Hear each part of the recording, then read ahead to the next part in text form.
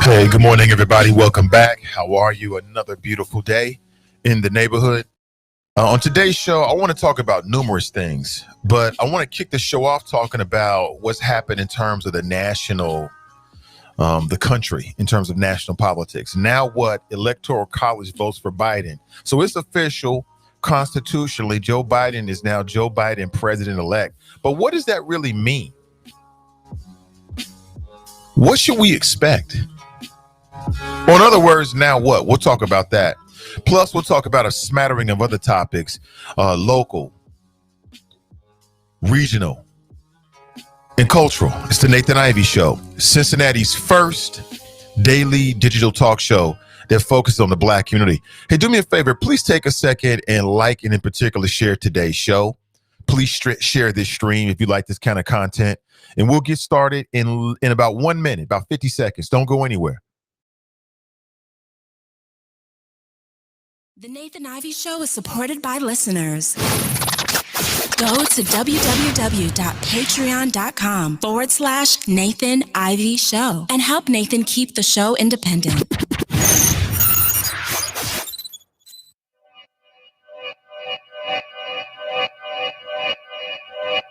Yeah. Talking to my mirror like I love you so much. Curving on my critics like I heard you, so what? You can't kill my confidence, I think I'm the man. Tally all the I ever gave on my head. Lately I've been living like I can't take a loss. They ain't wanna help me, that's what made me a boss. You can't kill my confidence, I think I'm the man. We don't give a that's what they don't understand. I'm back again like flu season. I broke records while loose leafing. I'm coming down my roof, leaving. Don't give a I don't care. Did the for my lonesome. No wonder now I'm on one. No shortcuts on that long run. All I really want is my share. Get on my God, on my totem it's nothing. In the discussion, for the feelings I throw on my pain on percussion. It's disgusting. I hear them bragging about that they did, and it do not move me, not in the least. They ain't been dropping no seeds in the soil, but swear that you on my spot at the feast. I've been on go mode, showboat, rowboat, wave ride. Cool shorty, too naughty, pool party, wet for the face ride. Annie up, penny down, hand me down, thrift store, old drip. New money, too funny, old shorty talking about, oh. I'm on 8 now, can't get a pass now. I'm a cash cow, keeping it brash now. trash now, I'm spaz out. I've been killing my lows and living on highs. You see in the skies the proof. You could just see in my eyes that there is no lies. I cannot disguise the truth. I've been duck dog getting to my new merch, colored duck sauce on the new couch with my chucks. All right, good morning, everybody. Thank you for being here. Let's get the show started with no further ado. Hey, there it is. Hey, good morning to you. Good morning to you. Please take a second to like and share today's show. Matter of fact, I want to make sure I share the show out as much as possible myself. I'm not asking you to do anything I'm not willing to do for myself. Hey, good morning to you. Hope you're doing well. A lot of stuff to talk about. Oh, my gosh. We got to get into it, man. Woo, you won't believe it. You won't believe it. This world is going, we've gone nuts. We way past that. You won't believe some of the stories I want to share with you in the first hour here. Also, any updates? This was yesterday's cover story. To me, this is one of the most important local stories going on right now. Looking for this little boy, little Nilo Lattimore, I believe is his last name. The last information I have is they're still looking for this little boy. You can call that number right there. That's a number to the Cincinnati Police Department. Just a tragic, tragic story. And I hope that young man is found. Who knows what his gifts to our community could be? Who knows? It's a damn shame. Good morning to you. Again, please take a second to like and in particular share today's show. How are you? How was your last 24 hours? Everybody going good? What'd you think about yesterday's show? Now, yesterday we had Iris Rowley on and Al Gerhardstein. You know, I want this show and this platform to always be a resource to our community. Now, we talk about everything here on the Nathan Ivey Show, everything. If it's hot, we're talking about it. If it's controversial, we're talking about it. And most importantly, if it's relevant, we're talking about it. So we're here. My mission is real simple: build independent media based in the greater Cincinnati area and beyond, and amplify Black voices. Is that something you feel like you can get behind? Please get behind it. And, I'll say it again. Black people should work together. Black people should work together, not against one another. Good morning to you. 513-873-7134. Give me 1 second here. Let me get a little 1 second music while I'm doing what I need to do here. I want to make sure that I share it in some spaces. I want to make sure everybody sees it. Yes. Oh, man, we got a bunch of shares already. Thank you so much. I really appreciate it. Yes. Yeah, it is official. Joe Biden is now President-elect Joe Biden. Good morning to you. And you won't believe some of the reactions within the last 24 hours, man. It's just, oh my God. I've been saying it. I'll say it again. We are living in the last days, my friends. Title of my forthcoming book. We are living in the last days. Oh, man. There's no hope for some of us. Some of us are too far gone. It is what it is. You see what happened over the weekend? You won't believe. Keep it locked. You won't believe it. I'm going to shock you in just a second here. You're going to be amazed and shocked. Hey, good morning to you. Again, please take a second to like and share today's show. When you share the show, more people see it. Real simple. Appreciate you. And while many will never give us credit here, the Nathan Ivey Show, we are trendsetters, setters. We are trailblazers. People are watching what we're doing and emulating it. Good morning to you. Yeah, I say that Viva the Choppers. I say it for the Choppers. Let me see. Good morning to you. Yeah. So there it is. I've done my due diligence and I'll continue to share it. I share it all through the show because I know that people wake up at different times of the day. Yeah, you like that? Okay, thank you. Appreciate it. You can there's a link right now. You can get the merch. It doesn't have the CDM logo. It's got the Nathan Ivey logo. Good morning to you. This right here. Yeah. Oh, man, listen, all proceeds go back to this platform. Good morning to you. Let's get into it. So, of course, within the last 24 hours, let me just start right here and then we'll move on. Joe Biden, should I say the Electoral College, has made its decision, and Joe Biden is now constitutionally President-elect Joe Biden. Do you think this is going to now bring an end to all of the talk from the Trump administration and all the Trump sycophants and supporters about the dishonesty and the fraud in the election? Let me tell you straight up, no. I want to share with you 3 observations that may or may not be on your radar screen. So now that Joe Biden is constitutionally President-elect Joe Biden, you should not expect for Trump to start talking about election fraud. For Trump, it's more valuable for him to cast himself as the victim than the loser. There's far more value in him casting himself as the victim of some mass plot, which he was doing through the entirety of his 4 years, than it would be to just simply say that he lost. It's just so funny, man, because like you said, you can have a lot of money, but that doesn't mean you have a lot of class. There's plenty of wealthy people out there that have no class whatsoever. And Trump is the king of that. If you go back to 2000, you had the Democrat candidate who was Al Gore, who lost the election by less than 500 votes in one county in one state. That would be Florida. Remember that hanging chad? Some of you might be old enough to remember all of that. And what did he do?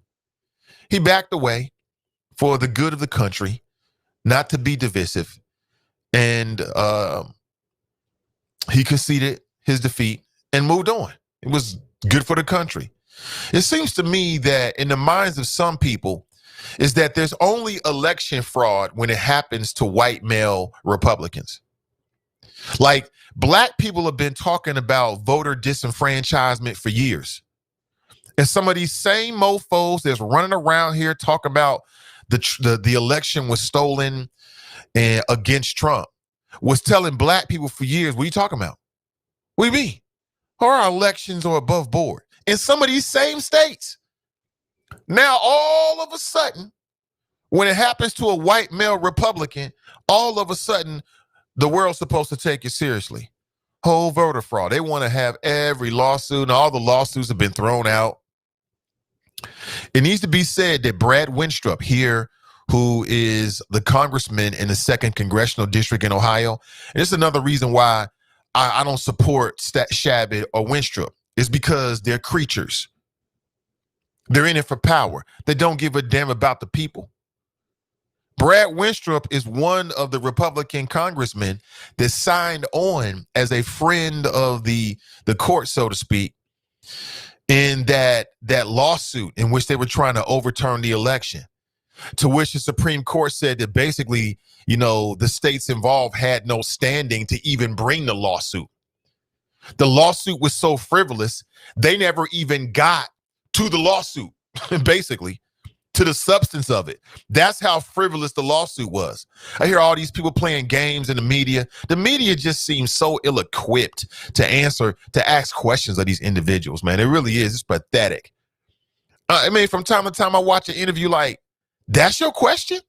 What a terrible question. Terrible questions. Nobody thought this out?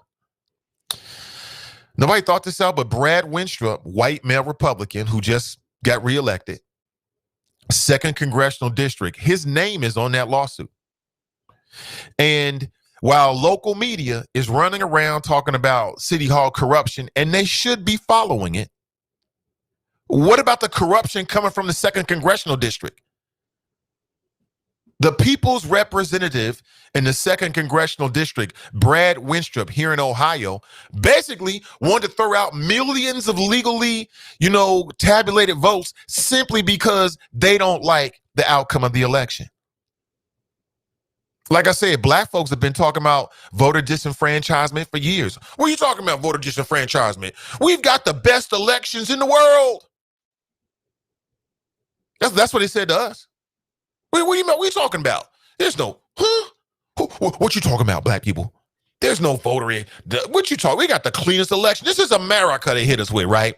Now, all of a sudden, when a white male Republican loses because he was whack on the job, speaking of Trump, he was whack. His COVID response is what lost him the election. If Trump really cared about getting a second term, he should have been a better president in the first term. That's it. That's it. Simple and that, period. If you really want to be a second term elected officials, then do your job during the first term and you'll up your chances. He did a whack job. He spent more time crying and complaining and whining and being divisive and making sure that rich people got richer and COVID denying than anything else. Had he spent more time on his so-called platinum plan, he might have got more black votes. But he didn't do that. He didn't do that, did he? Had he came out with a platinum plan at, I don't know, his first or second year and really put some force behind it to get it passed, he would have got more votes. He might have won, but he didn't do that because he was too busy playing footsies with the Russians and running around beating his chest about how he's the best president for black people since Abraham Lincoln. Simple. Real simple. So then when he loses, all of a sudden he wants to clog up the courts. You don't hear anybody saying that right now. Clog up the courts with a whole bunch of frivolous lawsuits, one after the other being dismissed. And in 3 cases, you had judges that he appointed that was like, man, bruh.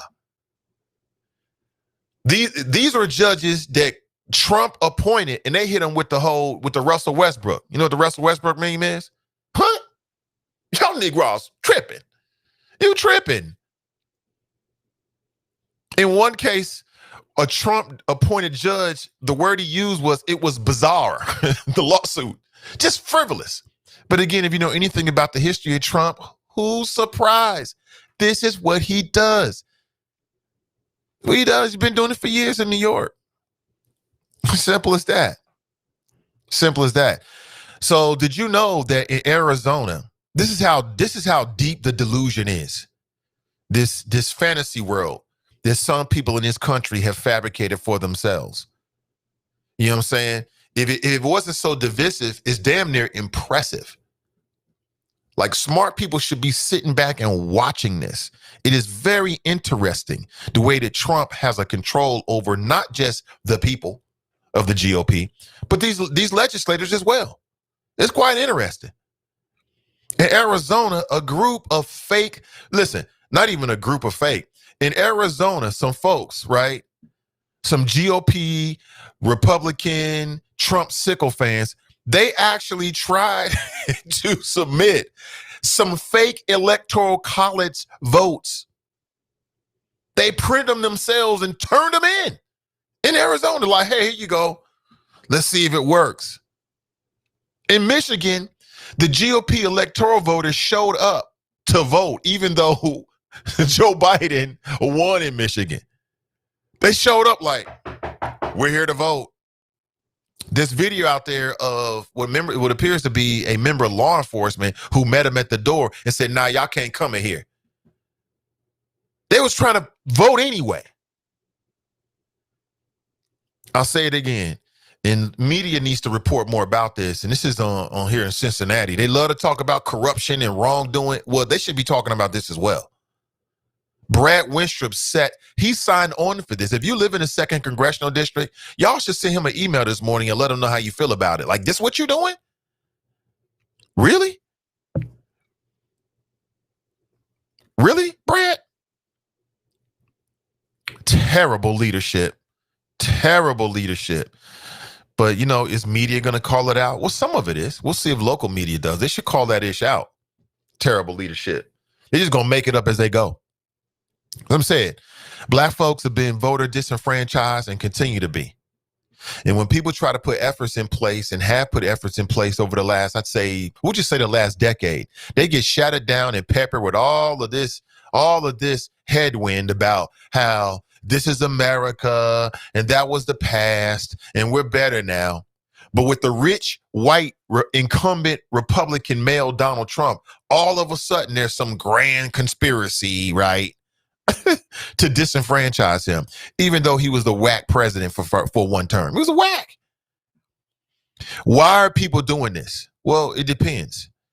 Some people are doing it because of power. Like, the reason why Brad Winstrup and some of these Republican elected congressmen and women are doing it is because Trump has the pulse of the Republican Party. The party is Trump's party. It's Trump's party. And so it's just a simple power play.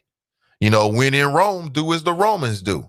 Lick your finger. Which way is the wind blowing? Oh, it's going to the left. So you go to the left. Lick your finger. Which way is the wind blowing? Oh, it's going to the right today. So you go to the right. It's real simple. They're not going to challenge Trump because They're afraid. And you got to understand this Trump guy, man. Like, what Trump has shown, and I think it scares the bejesus out of some of these elected officials, is what Trump has shown, and there's a value in this. What Trump has shown is a willingness to do anything at any time. He's unpredictable. Trump might do anything. He might fire you on the last day. He might go on Twitter and tweet a picture of your house and the address of your home. He might direct his followers and tell his followers that you betrayed the Republican Party and that they won't forget it. I mean, Trump would do anything. That scares the bejesus out of these folks.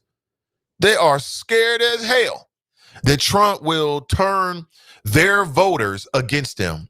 And then they might be trumped, pun intended, during a primary by somebody who's more of a friend of Trump than they are.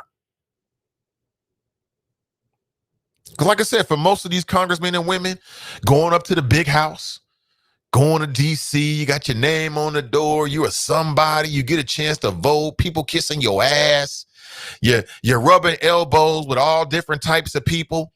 That's intoxicating to a lot of people, whether they want to admit it or not. They ain't trying to get that up just because of the truth.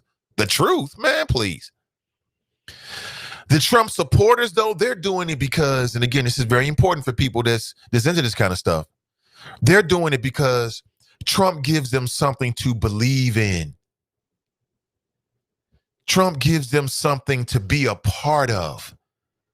I don't care anybody. People want to be a part of something. People want to be a part of something. They want to feel like they're a part of something special. Hey, Black Russia, I'll bring you straight on, brother, if you call back. They want to feel like they're a part of something special. Trump gives them that. Charismatic leader, whether he's right or wrong, he's the leader. He's rich. And wealth in America is, if you can project that you're wealthy, that you living good, that can be very attractive to people. Very attractive. Smart, dumb, or whatever. Very attractive. People fall for that every single day, especially adults. There are a few more attractive carrots than the appearance of wealth, the appearance of lifestyle. And Trump being wealthy, being a billionaire, that just legitimizes everything he says. Because at the end of the day, people say, well, he must be doing something right because he's living good. We see this in the hip hop community all the time. Mofo get his first record deal. What does he do? He run out there and get some of the trappings, the appearances of wealth. That is extremely powerful in terms of attracting the attention and the loyalty of human beings, because from the outside looking in, Trump has something that they want. Wealth, lifestyle. Very, very intoxicating.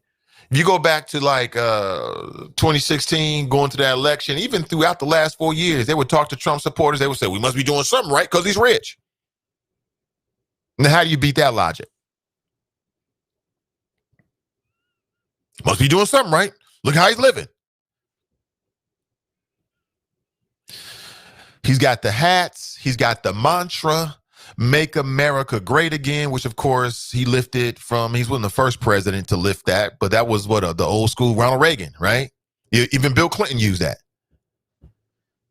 Make America Great Again, right? Harkening back to the good old days when white supremacy was completely unchallenged. All this black is beautiful nonsense, Black Lives Matter. Did you know that over the weekend on Saturday, thousands of Trump supporters descended upon D.C., including the Proud Boys, which a lot of people are saying is a racist, potentially terrorist organization. And somebody stole Black Lives Matter signs from a whole bunch of black churches. And then they had like a mass burning of the Black Lives Matter signs.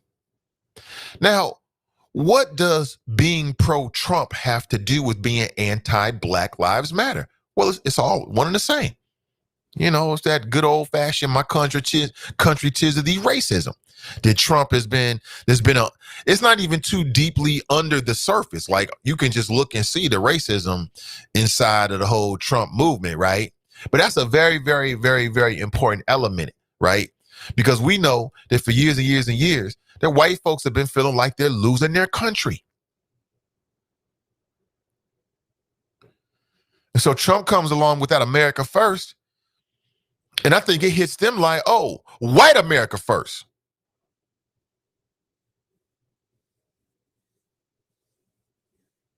Just telling you. Yeah, there's video out there of it. I could play it for you. I got it all ready and set to go. I'll share it with you here in a minute. But, I mean, it's real out here. So here's what I suspect, family. And I feel like the black community is a little bit behind the curve. I do. I feel like, and what I don't want to see is, okay, we elected Biden and Kamala Harris, so let's go back to sleep. Because black folks did that with with Obama for 2 terms. Now, what does this mean for Biden? Biden has to do something big. I mean, I'm a little concerned here. So 2 things I would tell black folks to do, black voters. One is we need to be more familiar with Biden's black agenda. Any black person say, what's Biden's black agenda? They're not informed. Then you can say what you want about it. You can say, well, we need to add to it or take away from it. It makes sense. It doesn't make sense. But you can't say there's not a black agenda from the Biden administration. It's called Lift Every Voice.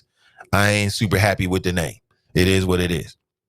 We need to understand what he ran on so we can use that to hold them accountable. But to me, Biden needs to go big. I posted an article on Facebook in the Friends Who Like the Nathan Ivey Show Facebook group. Feel free to join this morning if you're not already a part of it. And basically, there's a conversation going on inside the Democrat Party between the centrists and the progressives. The progressives are trying to push Joe Biden they're looking for day one, but within the first couple of days, they want him to use executive order to basically do away with about $50,000 of student loan debt. Biden said that he would be willing to do away with $10,000 worth of student loan debt. I say go big or go home. If the Biden administration is not going to go big, well, hell, they could have just let Trump have a second term. What's the point of being president if you ain't going to go hard, if you're not going to go for the big ideas? And it's some of the language coming out. I get it. You know, if I was close to Biden, all this middle of the road nonsense, hell with all that. We ain't doing none of that. We going hard to the left.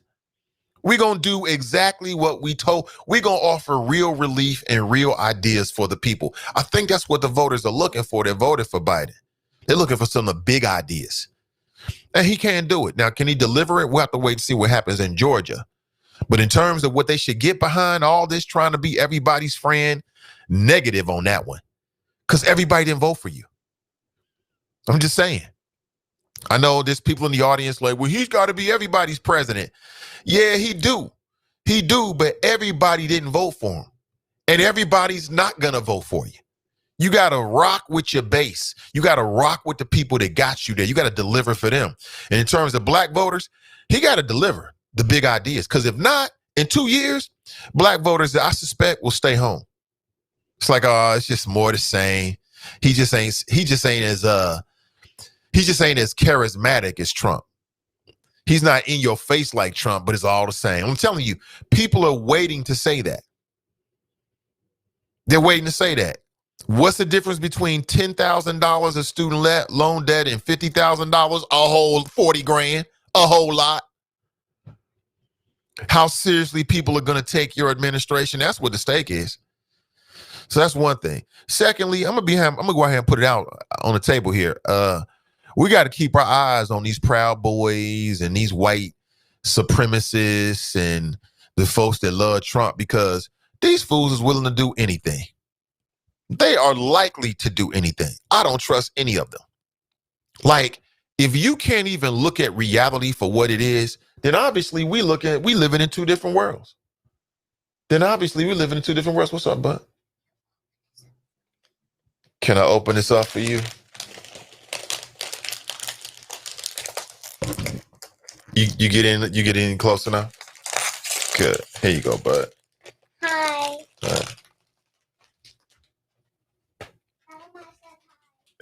You said, tell them I said hi. I think they heard you, son. I think they heard you. This is my reality. He's growing nicely, by the way. He's going to be a problem on the court one day. He's going to be a problem. Right-handed or left-handed, but writes with his right hand. He's going to be a problem one day. I'm telling you. So I'm telling you, you got to watch these folks, family. I don't trust none of them. Who knows what these fools might do? Damn. Who knows what these fools might do? What should black people do?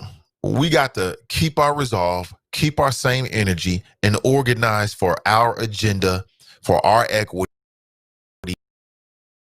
our fall asleep over these next couple of months, these next couple of weeks. I don't care what happens in Georgia. We got to keep that energy up.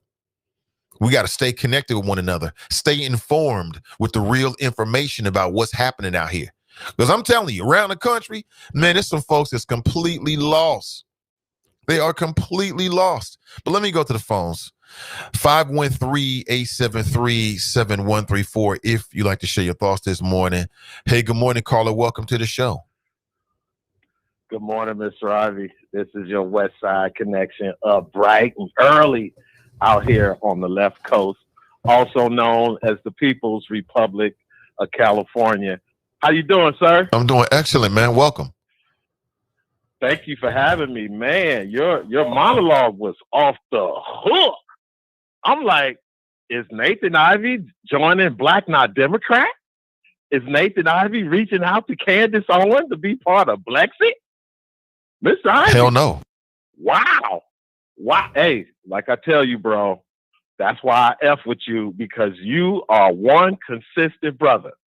And I got to give it to you for your commentary, Mr. Ivey, because it's a lot of black media out there that are, they're kind of like, they don't want to say what you're saying, but they kind of see it and they don't want to admit it, that we may be looking at the Obama-Biden remix, where we're going to have the same excuses that Obama had for not doing equitable and tangibles for black people.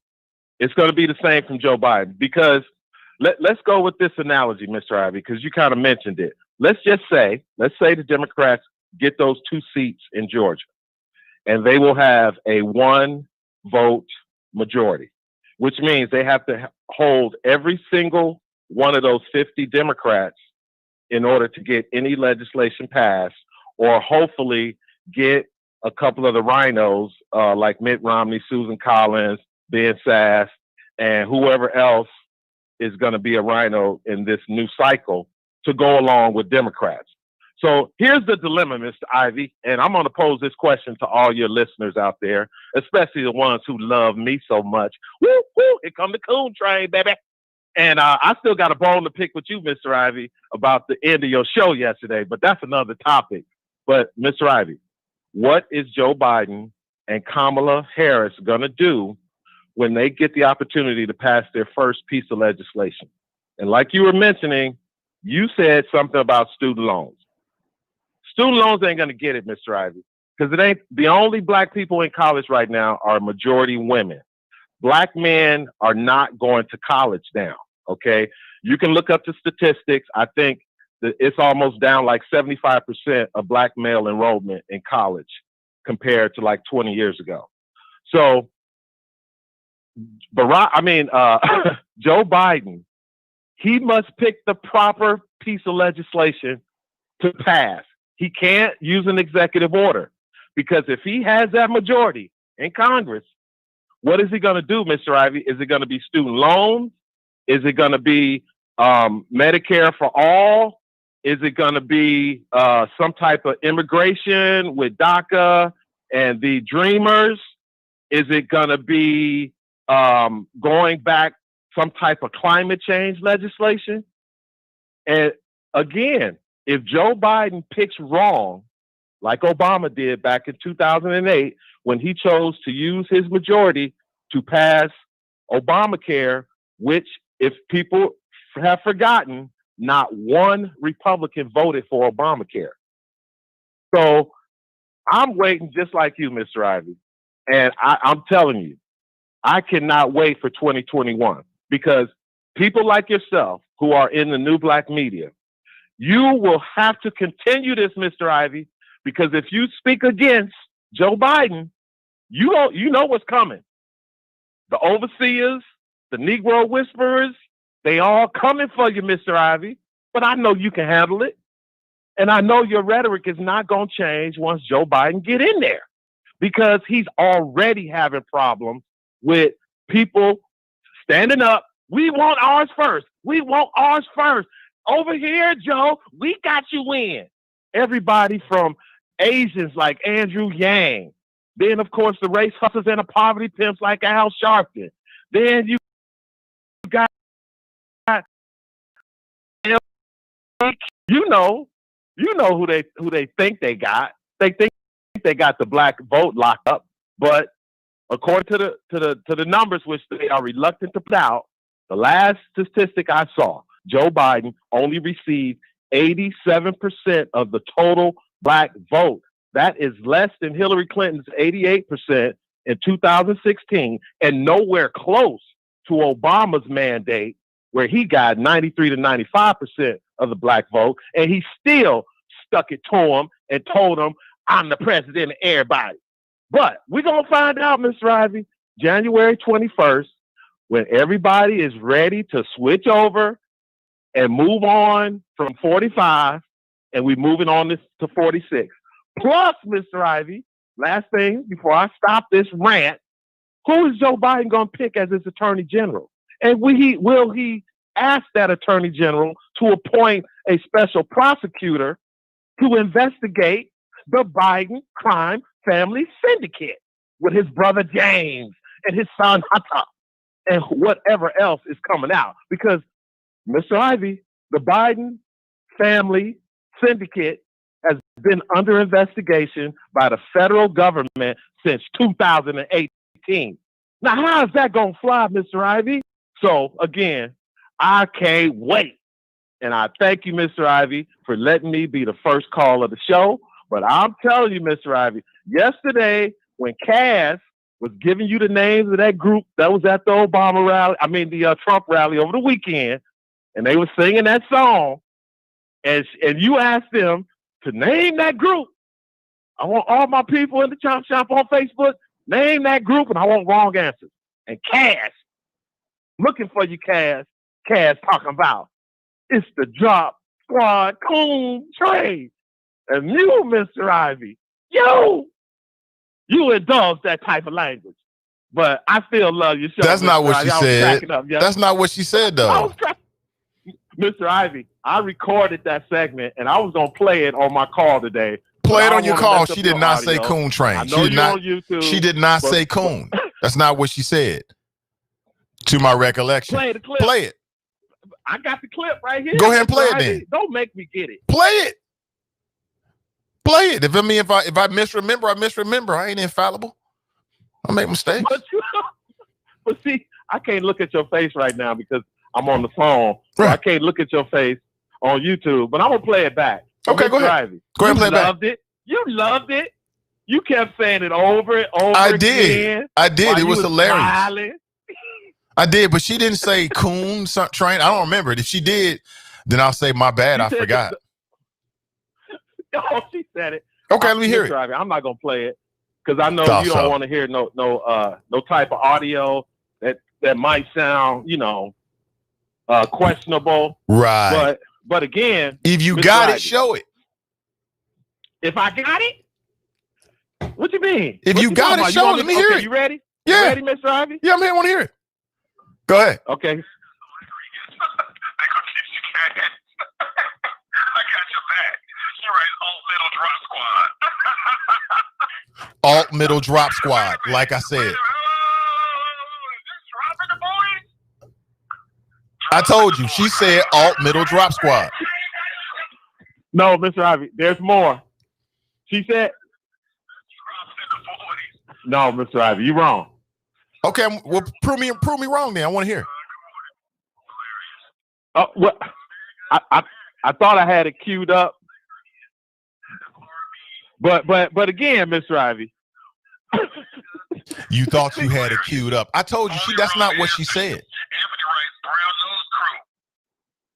Like a spinoff Two Live Crew, Brown Nose Crew. That is hilarious. Oh my gosh. They was getting it though. The crowd was loving it. Now see, Mr. Ivy, I missed Just say Nate, I was wrong. No, Mr. Ivy. See, you be messing with me, Mr. Ivy. I don't want to be messing up your show. Because you know. See? Little drop squad. That's hilarious. Tiki Ninjas. That right. HNIC. Head. See? All right, Mr. Ivy. I want. Yeah, you don't have any evidence. Like I having, said, you need to clear that woman's name. No, you clear Cass. Way too much fun. Clear Cassandra's name. She never said anything about drop Coon Squad at all. She said drop Alt Middle Squad. Okay, Mr. Ivy. Okay, but see again, you caught me off guard because I was planning this yesterday. I was gonna make a video and post it, but since you getting so big these days, I can't come at you the same way, Mr. Ivy. Your name is just so big. Huh? Did you see the video? Did you see the video I posted yesterday, Walking While Retired? I did not, but I'll check it out today after the show. Okay, but again, Mr. Ivy, clear that woman's name. Doing what you doing? I ain't clearing Cass' name for nothing. Bring Cass, get over here in the Spreaker chop, okay? Because I don't like what's happening right now with the Spreaker chop, Mr. Ivy. Something's going on, and I know you blowing up, but for some reason, people are leaving the Spreaker chop. And hey, we're gonna do what we're gonna do over here. But if you savvy with your tech, you can be in 3 different places at one time. You can leave comments on YouTube, you can leave comments on Facebook, and you can leave comments. You're getting on away from you. But everybody. You should just apologize to Cassandra and say dropping science for anyone who wants to catch it in peace. That's all you should say. All right, Mr. Ivy, you the man. It's your show. I'm just a caller and you the host. Drop Squad 52. Dropping science just for you, Cass, in case you want to catch it. Peace out, choppers. Tomorrow, I got the clip. Play it. I remember what happened. You try and put dirt on that woman's name. Talking about she said, and then if she did, she did. I mean, it's the internet, it's the world we live in. But that's not how I remembered it. Talking about I caught you off guard. How I catch you off guard for something you brought up? That was funny yesterday. That was hilarious. 513-873-7134. Now, I want to give you a heads up. Tomorrow at 9 a.m., we're going to talk with T.D. Stearns Enzi. Looking forward to it. It's a brother that is a film critic. And, look, everybody is shut in right now with COVID and digital media and media in general. If you look at the numbers and what's being reported has never been bigger. People are on Hulu and Disney Plus and Netflix and Magellan and you name it. They everywhere. And what I love about TT is that he is a man who is passionate about his work. So he'll give us a heads up on what he's working on. Remember, he was the first dude to tell us about Black Panther. Remember years ago? I was in corporate radio at that point. Came on and told us he gave us the long game. And what I like about TT is he goes to the film festivals. He goes to Toronto. He interviews the folks. He is deep in it. He's also deep in terms of the Cincinnati Film Festival crowd as well. So looking forward to him being a regular voice on the show. That'll be on Wednesday at 9 a.m. So we'll work it out. I don't know if it'll be every Wednesday or every other Wednesday, but he'll become a more permanent voice on the show. Looking forward to that. And maybe more to follow. Let's get it kicking. Let's do it. Good morning to you. 513-873-7134. Try to come for Cassandra. You wrong for that. Now, while he was talking, I played for you a clip from Now This News. And it just showed you what happened on Saturday at the pro-Trump protests in D.C. The Proud Boys and the Trump Boys and I don't know, used to be fat boys and everybody else showed up. They took some kerosene and put it on the Black Lives Matter poster and then burned it, right? Fire. I don't get it. I don't understand what the problem is with saying Black Lives Matter. I don't get it. I really don't understand it. I literally don't understand what's wrong with saying that. It seems to be very, very simple to me, but it seems to irritate the hell out of people. And the more it irritates the hell out of people, then the bigger it gets. It is what it is. But I want to move on. 513-873-7134. I'm going to jump around a little bit. So Biden was confirmed by the Electoral College in the last 24 hours, and the Republicans across the country and Trump supporters reacted. If you missed it, you had people in Arizona that tried to show up. They made and then printed their own fake electoral ballots and then tried to turn them in like, hey, we're going to turn our fake GOP electoral ballots in before the Democrats. Hopefully Arizona will go for Trump. Like I said, say what you want about Trump. Watching all of this is quite interesting. It is quite interesting on a macro level in terms of human interaction, the way humans do what they do, why they do it, influence, power, media. It's fascinating. It's fascinating. Alex Jones went in public and said that even though the Electoral College confirmed Joe Biden, they're going to deal with him one way or another. I think it's hilarious. I really do. Because like I said earlier, when black folks righteously, statistically can prove by data that their votes have been disenfranchised, nobody wanted to hear it. It's like, stop whining. What do you mean your vote is being disenfranchised? All you got to do is get a voter ID card. You know, they got every excuse in the world. Stop your whining. Yeah. I know we closed down all the ballots in the city where black folks live. But hey, all you got to do is catch a bus and go out to the suburbs. You can vote out there. There's plenty of them. Right? But when a white male Republican, so what I'm learning is in the minds of some people in this country, there's only voter fraud or voter disenfranchisement when a Republican loses. When a Republican loses, oh boy, did you know that a dead person voted illegally in a state where, you know, the Republican candidate lost by 17,000 votes? Did you know there were 7 people who were sent a ballot through the mail? I mean, this is ridiculous, man. It's laughable almost. Almost. I'll say it again. If they could get away with it, then they would. If they could get away with it, then they would. 513-873-7134. All right, let me go to your comments here. Drop is a mess, man. Brenda writes, happy Tuesday. Clue Magic writes, Grand Risings, Nathan the Choppers. Ray writes, here. Jared writes, good morning, hashtag Team and I. Ashley writes, good morning, Nathan and the Choppers. Happy Tuesday, second day of orientation at UCMC. Hashtag Team and I. Okay, second day of orientation. Oh, man. Paid orientation on the new job. Loving it. I'm loving it. That's a beautiful thing, getting paid. You're sitting there. You know what I'm saying? And then is it virtual orientation? So are you at home doing orientation? Getting paid for it? Loving it. Sharp writes, good morning, Nathan and the Choppers. Good morning to you. Mason Muller writes, morning, Nathan the Choppers. Hashtag flows ready to eat for everybody. Hashtag spay and neuter all Gilligans. We won, you lost, time to go. CG Dub writes, good morning, Choppers. Good morning to you, CG Dub. Tracy writes, hey. Majestic writes, good morning, Choppers. T. Lawrence Gragston JD writes, good morning, alt middle. Hey, I missed your call early, brother. Call back if you like to. Crystal writes, good morning. T-Grag writes, my House Rep Winstrup is a congressman for life. Hashtag game, set, match. Yeah, which is part of the problem, the gerrymandering. And that's why he's reckless. That's why he's out here and he feels as if he's comfortable enough to sign on to this as a friend of the court with this Texas lawsuit to the Supreme Court because he knows there's not going to be any repercussions. And local media isn't even really talking about it. I haven't seen it.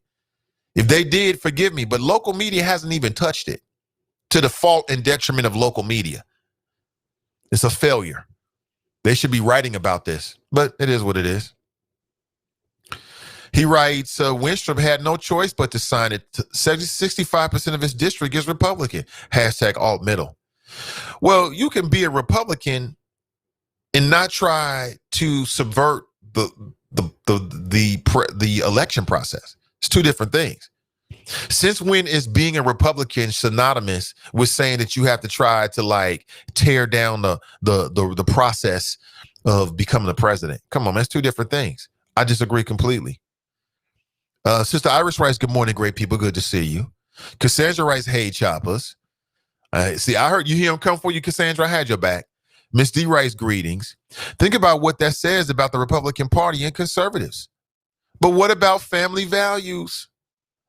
DB Cooper writes, good morning. The alt middle is accepting new membership in 2021. Must be sharp, witty, not belong and beholden to any political parties. Also must be with the shits. Please see Black Russia, Ayatollah Khomeini, or Faye Rothstein for details. You are immersed. Oh, okay. Is there like a hazing process? I mean, what's the hazing process? Ain't no church in the wild. Okay. Heard the mom and adult child of the victim of Tony Ringer on LW yesterday. Once a man tells you he wants out or lets you know you ain't his top priority, let him go. His crime was way more heinous than Ray Caruth. If a man knocks you up and tells you he wants out, let it go. Don't press him about the kid. Perfect time to shout your abortion. Not be vindictive, but keep getting killed if you want. Oh, okay. Victim of Tony Ringer. I'm not sure who the victim of Tony Ringer is. You got to give me more information about that. Shout out to L-Dub. Oh, you still on that Ray Caruth, pro Ray Caruth stuff? Yeah, it's disgusting. Now, you know me, man. I told you, DB Cooper, I agree with that. I agree with the idea that men should have the ability to sever their parental responsibilities before birth, before the last trimester. Just like a woman can, I think a man should have that right. I think it's sexist that men don't have that right. Anybody that argues against that is sexist against men, or they're just looking at it from their own viewpoint, typically a female viewpoint. But I'm with you on that. But Ray Caruth deserves to burn in hell for what he did to that black woman, her mother, and his unborn child that he crippled for life. Ray Caruth is nobody's hero. Again, he should burn in hell, in my opinion. Pat writes, good morning. Cassandra writes, Trump wasn't everybody president. He put policies and things in place that benefited his rich friends, right? Yeah. If you graduate from out of state, private, or graduate schools, then $10,000 forgiveness isn't moving a lot. Well, I mean, if somebody said, hey, Nate, we want to forgive $10,000 or nothing, well, I'd take the $10,000. I mean, $10,000 could be a year or two of payments. So I'm not going to say it's nothing. $50,000? That's significant. That's significant, in my opinion. But, you know, it is what it is. Good morning to you. 9 out of 10 blacks voted for Joe Biden. Yang, get in a cabinet position, then they'll see. Tracy writes, but Trump don't have to hire anybody to investigate his family. Dude, stop it. Mason Muller writes, so we're taking advice from a guy who was fundamentally wrong about everything the last 4 years.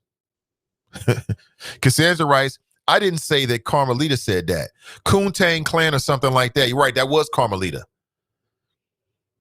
CG Dub writes, play it, we waiting. Clumazic writes, drop out here false claiming. CG Dub writes, yawns. Clumazic writes, you can't mess up the show. Mascot type ish. False facts erase all of my damn debt. How much of your student loan debt was Trump going to eliminate? Good point. Cassandra writes, why do you want smoke with me? Drop LOL. Tracy writes, that's the truth. The speaker crowd is dwindling. Let me see. Mason Muller writes, great question, Clue, but if Biden don't act right today, they're going to vote Republican.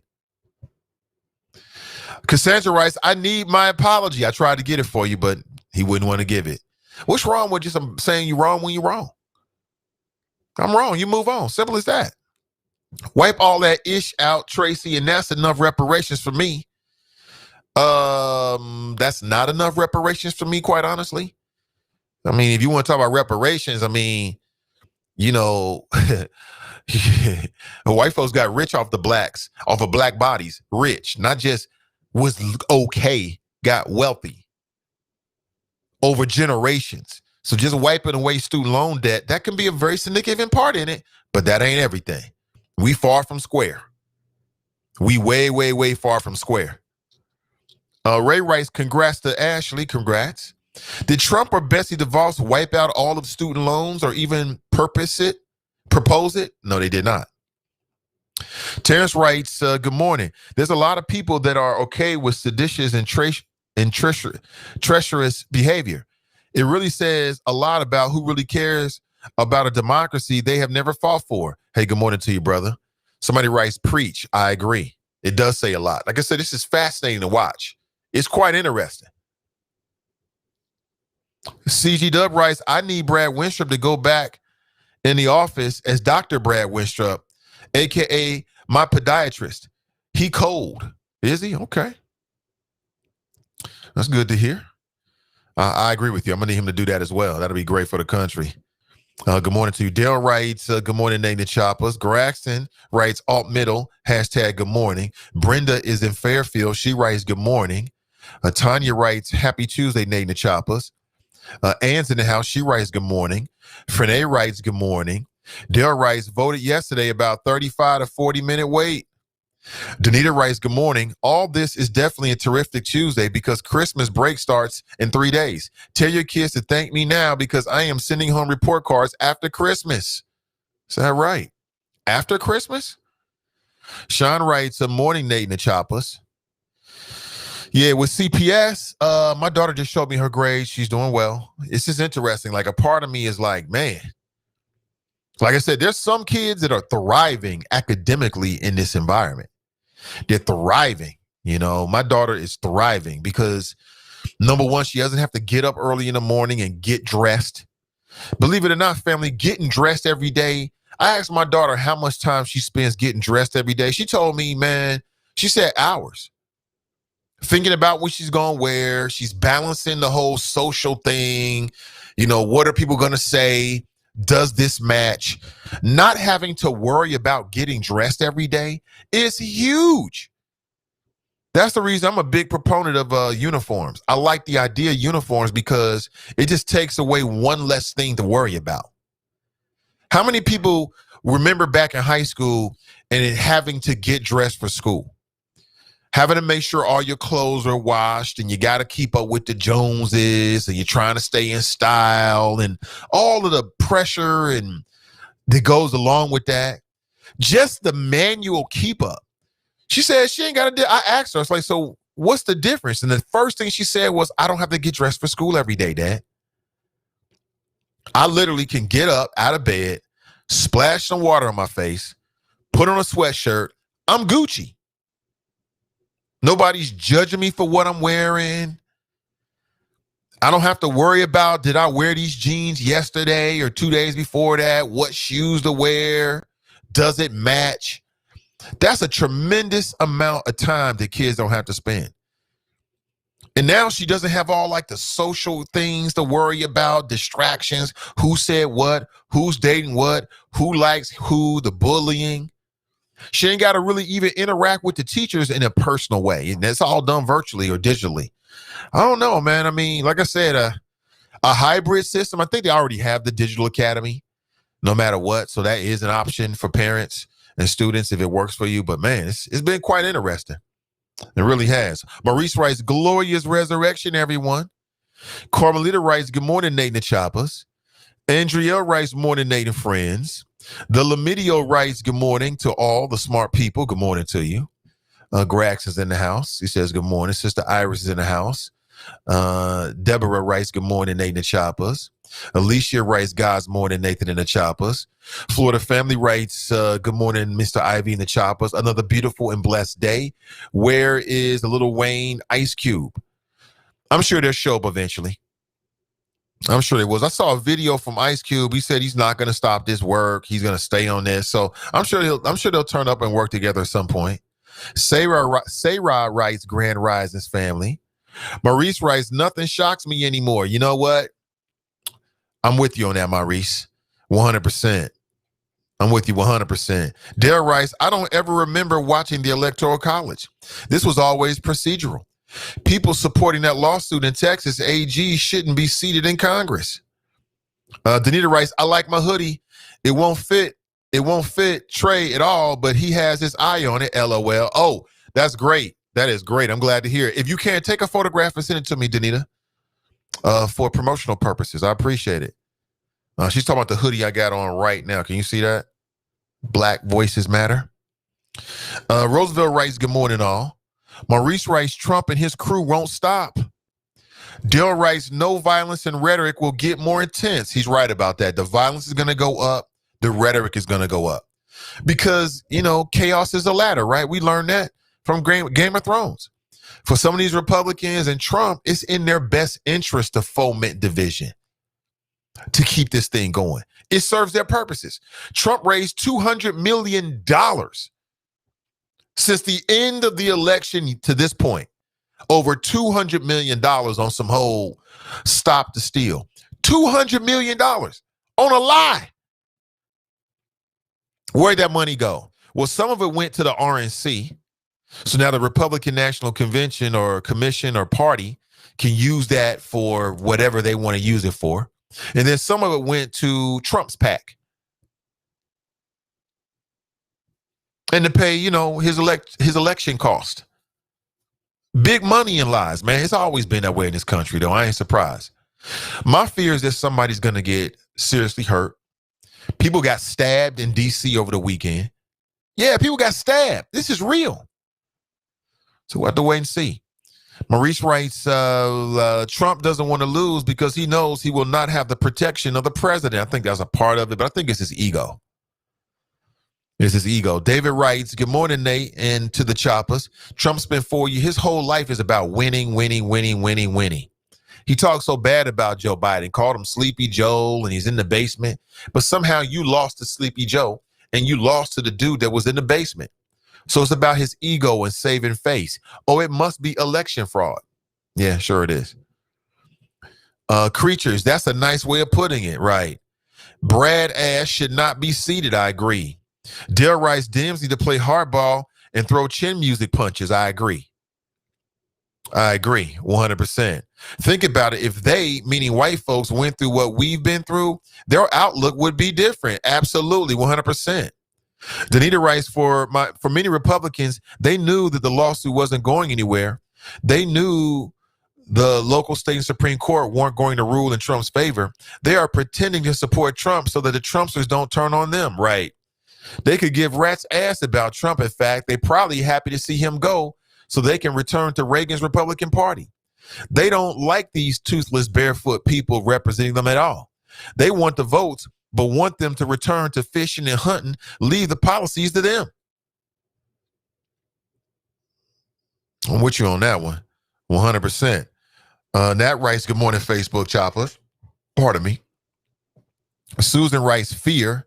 You're right, Susan. There's a lot of fear. It's a whole lot of fear. Lemmy writes, good morning. I have what I stated about this vaccine on my phone. Yeah. Within the last 24 hours, now the vaccine is starting to go around the world and around the country. I saw a black woman. She got interviewed. She was one of the first people to take the vaccine around the world. The first people to take the vaccine. And I'm like, it will be a sister. It will be a sister. And I get it. I'm taking a wait and see approach when it comes to the vaccines. I don't trust this country, seriously. And I don't trust Trump's administration. Those two things right there equal, I ain't taking it until I hear more information about it. You know what I'm saying? Now, intellectually, I'm open. I want to hear it. If things are going well, great. They're going well. We'll definitely report it. But my reflex is I ain't feeling it. I don't give a damn what the doctors say. And I don't care what anybody else says about it. Until I see enough evidence, and I'm talking about it's going to take some time. So, if you want to be a guinea pig, you go right ahead and do that. And to me, as a black person, it's damn near offensive that Obama said that he's willing to take the vaccine live on TV. So what? I was a big fan of LL Cool J back in the day. If he said he was going to take the vaccine on TV, so what? What's that supposed to mean?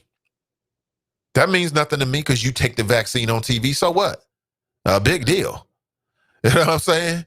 They're really overplaying their hand with that one. Oh, Obama's going to do it on TV. And what's your point? Obama and Bush and Clinton are all going to take it live on TV. And, get to the part where I'm supposed to care about this. And what does this mean to me exactly? Black folks is not that. Black folks is not like that. They ain't like that. Let me switch gears here. I want to talk about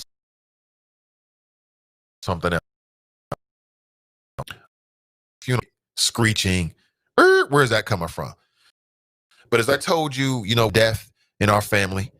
Going back a few months ago, we had a very, very close personal friend, a friend like family that passed away suddenly. Black female, 38 years old, passed of a heart attack. She passed of a heart attack. In the morning, she was going to, I think, the Bahamas. Bags were packed. Reservations were paid. Everything was ready to go. Literally, when she woke up in the morning, she was going to the airport to go on vacay. 38 years old. Let me sink that in again. 38 years old, 40. Passed. Where is it at? I love to show you my pill box. This is my new reality. I carry this wherever I go. I do this every single week. But I also have this over there. I don't want to get up and go get it. But I also carry a little shot. It's like nitroglycerin pills. If you're a cardiac patient, you probably are walking around with nitroglycerin pills, right? Because if you have angina, which is chest pains, then you're supposed to take that and it'll open up, the blood vessels and hopefully save your life. I haven't had to take it. I haven't had any side effects or anything since what happened to me back on February. Why am I sharing this? I'm sharing this to you because I want you to do better than me. I want you to do better than me. Take care of your health. Health is wealth, or this is your reality. You'll be walking around with this for the rest of your life. I got to take pills until the end of my days. That's the consequence of my own actions. I always take personal responsibility. You know what I'm saying? I did see some of the warning signs. I did talk with my doctor. I didn't listen to him. I didn't put it in place. Be better than me. So 38 years old, passed of a heart attack. My grandmother passed away 3 weeks ago. She lived to be 85. She was having some issues. It was still a little bit unexpected, but it was a little less unexpected because, her health had taken a downturn, and I knew this. And then, of course, my father-in-law passed away over the weekend, suddenly, without any heads up. We didn't know about it. Now, what do I mean by funeral arrangements? Because we've been talking about this in the household, and I like to project, positivity and share as much as possible, with my listeners, with the extension of my family. Because I talk with you more than I even talk to members of my family every single day. Literally. I talk to you more than I talk to my own mother. Think about that. I don't talk to my mother 3 hours a day, but I talk with some of you 3 hours a day, 365 or whatever ends up being days of the year. So it's a close relationship. So that's the spirit in which I share this. And that is, family, I just want to put this on your radar screen. I know many of you have already done it, but man, listen, make sure that you have your end of life affairs in order. Make sure that you have your end of life affairs in order. The business don't stop when you die. Your funeral arrangements, what you want your family to do, having a will, thinking about prepaying for your own plot, your own arrangements. Will you be cremated? Do you want to be buried? Will there be a ceremony? I just feel like it's irresponsible. Or should I say, it is responsible as a man, as an adult, as a mother, as a father, to think about these things beforehand, right? So that when somebody passes, it's chaotic. I don't know if you had to deal with death, but I lost both my grandparents on my mother's side and my grandmother on my father's side. I mean,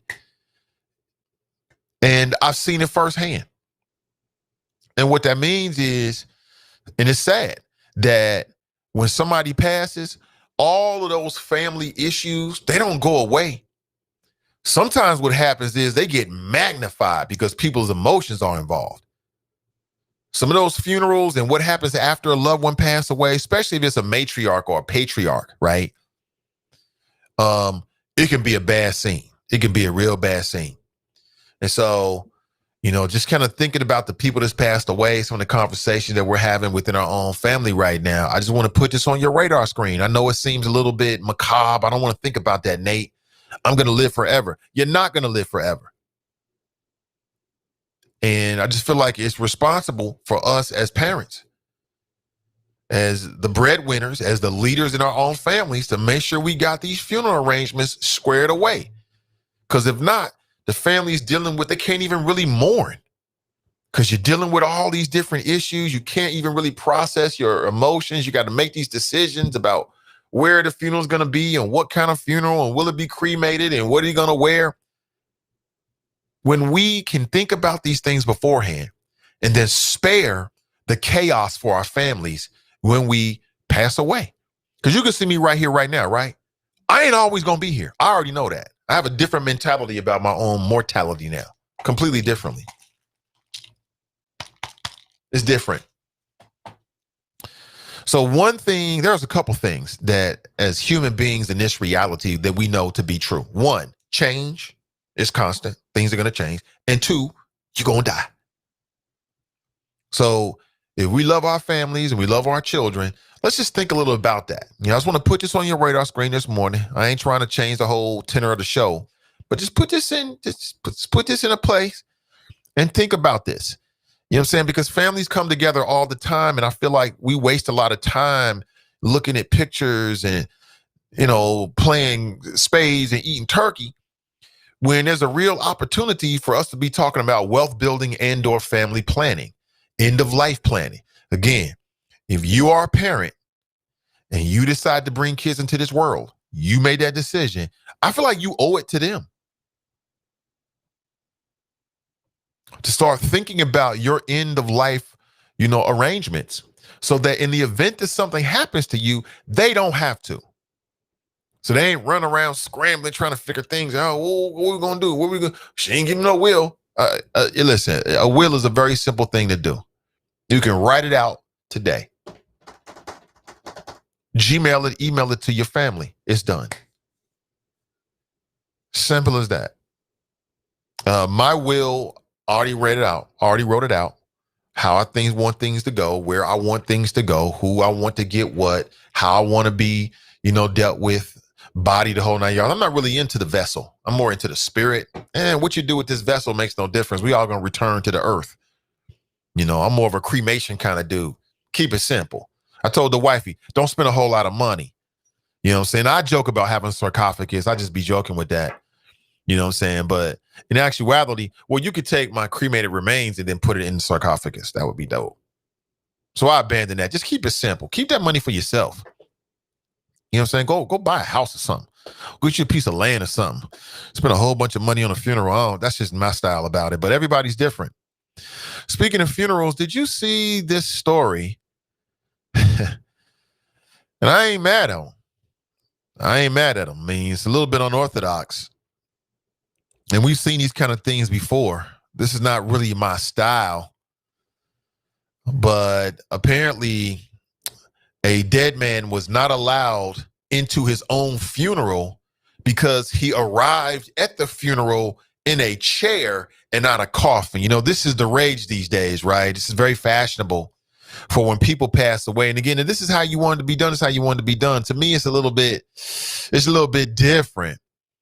But now you've seen, and again, these are the funeral companies, man, making money off of it.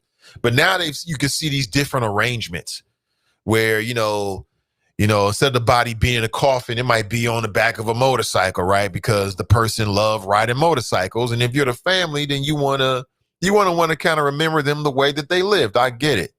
So dude is like all dressed up. Let me show you this image here. I mean, it's a little different. Dude is all dressed up and everything. Not my style, but dude is all dressed up, sitting upright with the suit on. He's looking clean though. It's looking real clean. And this is how he arrived at the funeral. And the folks at the funeral, look, see that right there. You see that? You got to see this, man. The corpse of 29-year-old Shay Lewis sitting outside his funeral after being denied access. Look at that. He's got the white pants, pink suit. Looking clean with the shades on. And apparently he was left out in front of the church. I'm sorry, the funeral establishment. Because his body was denied entry into his own funeral. Look at that right there. He was a homicide victim, from what I understand. He was shot and killed. Brother's looking clean there. Looking clean. Did the funeral house or the folks that are doing the service, did they do the right thing? Apparently, the church was astonished. They had no expectation that he was going to show up that way. I don't know. You tell me your thoughts on it. 513-873-7134. That's a little different, isn't it? I mean, I don't want to complain or criticize the family because they lost somebody, but damn, that's a little, I don't know. But what's the difference, though? I mean, what's the difference between being in a coffin or being sitting up in a chair? I don't know what the difference is. I don't get it. But let's go to the phones. 513-873-7134. Good morning and welcome to the show. Yeah, I don't know what the difference is either, but it's still, but the latter is creepy as F. That phenomenon kind of, started like in the mid 90s. There was a black dude from apparently he was a Pittsburgh Steelers fan. And that's what he did at his funeral. He was sitting back in a recliner and they had just highlights of the Steelers with his hand with a remote control. And it's like, I get it, but that's just creepy. And people doing that, if I could say one thing about them, I would place good money that they own a pit bull or used to. You know what I'm saying? It's like, it's just some things are just creepy. And I don't appreciate you sweat and drop about apologizing to that woman. I thought that was kind of weak of you. So what now? Because Drop was one of four men who for 94 days straight had his genitalia threatened in writing. You said, wait, you said you didn't appreciate me doing what now? Trying to sweat Drop for an apology to that lady. Well, he was wrong. No, so threatening somebody's genitalia is right? That's not the question. He called up and said that Cassandra said something that she didn't say. I don't care what the question was. Yeah, but I don't care if you don't like what I said. I'm trying to explain it to you, so you ain't I'm wrong. To explain it to you. But you said that you had a problem with something I was saying, so I'm just trying to make sure you understand what I was saying. Drop said that Cassandra said something that she didn't really say. I tried to correct the brother, like, nah, she didn't really say that. That was somebody else. Oh no, I got the video. You want me to play the video? Okay, play the video. And when he played, it was really the audio. When he played the audio, he was wrong. Period. Okay. Now, for 94 days straight in writing, Drop and three other wolves had their genitalia threatened. You never made that person apologize. Like, that's creepy. Don't say stuff like that. I don't understand what your point is. I'm just saying. What's your point? You're going to protect one caller, protect them all. There was nothing to protect you from. What's your point? Well, number one, stop comparing yourself to animals. That was the real problem. 2020, we just threatening genitalia on radio now? Well, no. The real problem is that when you start comparing yourself to animals, then you open your door to those kind of those kind of flows that are weak and whack. that are, or as KRS-One would say, that are wick, whack. He would say that. But don't compare yourself to an animal. You're a man. What? Don't compare yourself to an animal. You're so a you gonna tell man. Our group how to you gonna tell our group how to handle ours? Yeah.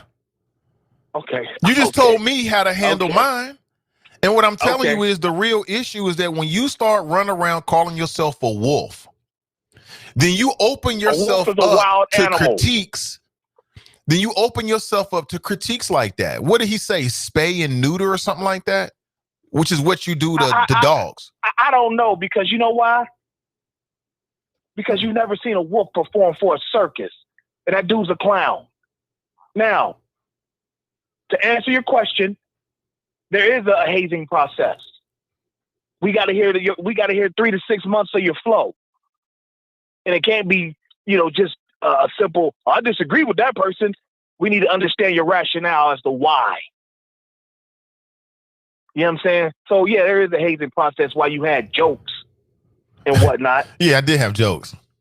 Yeah, but and also to answer your question, the reason I brought up Tony Ringers was not only was he on that show, he gets out soon. Either this spring or next spring or something like that. So what did Tony Ringer do again?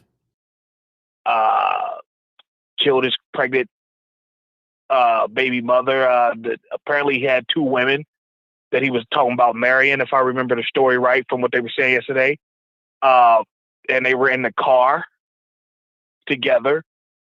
He said one thing, but she was stabbed in the stomach and shot in the back of the head. He said his confession said that they were just wrestling around and she got shot in the back of the head. But the point is that her now adult daughter was in the back seat at the time. That's what makes his very heinous. Like, bro, you kind of went too far with that one. Well, what Ray Caruth did was heinous. Damn.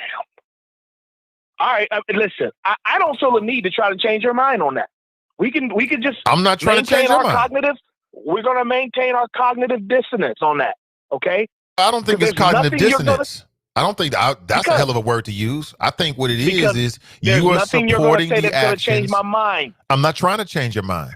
You are supporting the actions and rubber stamping the actions, and you're caping for a man that ordered the murder of a woman who was carrying his child. He killed this black woman and handicapped his own son. Reprehensible. Collateral damage. Listen.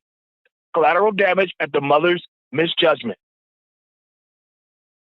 She played herself.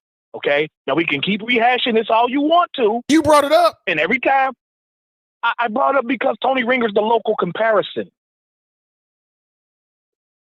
I don't know Tony Ringer's story like that. But if Tony Ringer's story is, I don't know Tony Ringer's story like that. But if his story is anything like Ray Caruth, I hope they both burn in hell. Human trash. Period. Well, for some reason, they're getting out. That's the law. One's out and one's getting out. So, therefore, don't be mad at them. Well, the life of a black woman is not worth much. That's what that commentary is, unfortunately. Black lives don't matter. Exactly. Y'all let that woman die in vain. You propose no laws that, like you said, that would give a man, the right to say, I'm good, before the last trimester. And instead, these women, the mom, she was very good. It was hard to listen to. I'm not gonna lie, it was a very hard interview to listen to. She said like, she gave the numbers like those type of domestic violence killings are like 35% of them or so. I forgot the number she used, but don't let these women die in vain. Do something. If it may have to admit, this is kind of a sexist institution, this type of thing, we need to do something about it. But don't let those women die in vain, because it's going to keep happening. And it's all going to be, you can keep directing it at men all you want to, but the point is, you're letting these women die in vain and nobody's trying to do anything about it. So you can keep trying to belittle and try to reduce the alt middle and then saw our flows on certain topics, but it's not going to work, sir. I'm not trying it. Okay. You like Trump, But trying hey, to make man, yourself a victim. you know what? It's been real. I Yeah. had a great time talking to you, and I would Same like here. to. I would like to do it again someday. I will look I'm going forward to to that. retire for the day. I'll talk to you. Oh! Appreciate it. Yeah. Oh, ditto, buddy. All of the above, ditto. Like I said, like I told you, man. I mean, he came. If people don't know, because people might be tuning in late, this guy's a big fan of Ray Caruth. Remember the human trash that because his girlfriend wouldn't get an abortion, he decided to hire a hitman. He paid another black man to ambush and murder this woman. Talking about collateral damage. Well, that's one way of saying it. The other way of saying it is that, he's human excrement, and he never should have got out of jail, in my opinion. Like I said, I'm not for the death penalty, but life behind bars, okay. Handicapped his son for life. What kind of man does that to their child? But he didn't want the child. He wanted her to have an abortion. And I get it. I understand that. Like, just because you have sex with a woman don't mean you want to have a child with her. It's two different things. I get it. I'll say it again. Men legally, in my opinion, across this nation should have the right to sever their parental rights. And what does that look like? That means, and again, we can talk about the time frame. That means within a certain amount of time, you should be able to go down to your local courthouse, sign a piece of paper, which means that you are no longer legally responsible for that child. I stand by that. Because women can do that. You can do that. You can say, you know what, I'm going to terminate this pregnancy. Doesn't matter what the father wants. Well, the father should have the same right. Now, when you do that, that means there's no coming back.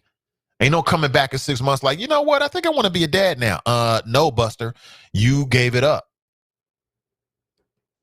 I think any women that would resist that idea have a very down view on men.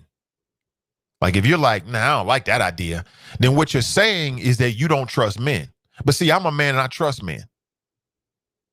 There might be a lot of people who say, well, if you had a law like that, Nate, then no man's going to take responsibility for your kid. Anybody that's got that mentality, you probably hate men.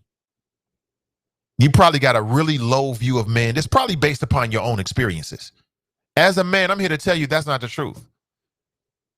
It would be a separator. You would know from the front what you're getting into before your child gets here. You would know, because how many women dating a man, you get pregnant, he's not super happy about it, but you don't know what to expect from him. You would know what to expect from him now. Because he had an option, either he took it or he didn't take it. I think it would be better all the way around. At the end of the day, for people like Ray Caruth, I don't got no tears for you. Oh, she won't get an abortion. And listen, those are your testicles. That's your penis. Nobody told you to put it in there. Be a man. What that means is you ain't got to sleep with every woman you see, even if she want you to do it. I'll say it again. You don't have to sleep with every woman that you see, even if she wants you to. That's number one. Oh, I had to hit it. I get it. Your man, your machismo gets involved. I get it. I've been there. Trust me. But you don't have to. You're making a choice. And when you do, with no protection or very little protection, a condom to me is very little protection. Oh, I had on a condom. Man, you better put on two. And you better add some spermicide or you get a vasectomy. Simple as that.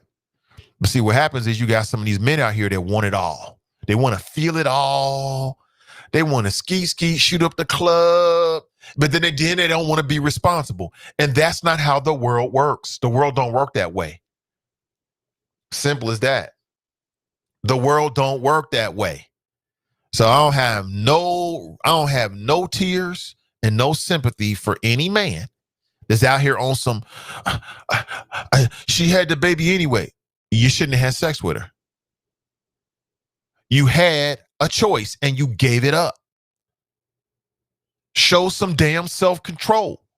Simple as that. I don't care what she looked like. I don't care what she said. I don't care what she said she was gone. She said she didn't want no kid. That don't mean nothing when a woman gets pregnant. You don't know what she gonna think or feel. That's how a man deals with it. A man takes control of the situation and you don't let somebody else control it. That's what you should do. Simple as that. Go get a vasectomy. It's a simple procedure. You'll be home in 2 weeks. You'll be right back. And you can shoot up the club all day and night. In some cases, even in that case, nothing is infallible. Life has a way of happening. What I tell men is be careful about who you share your sperm with. Simple as that.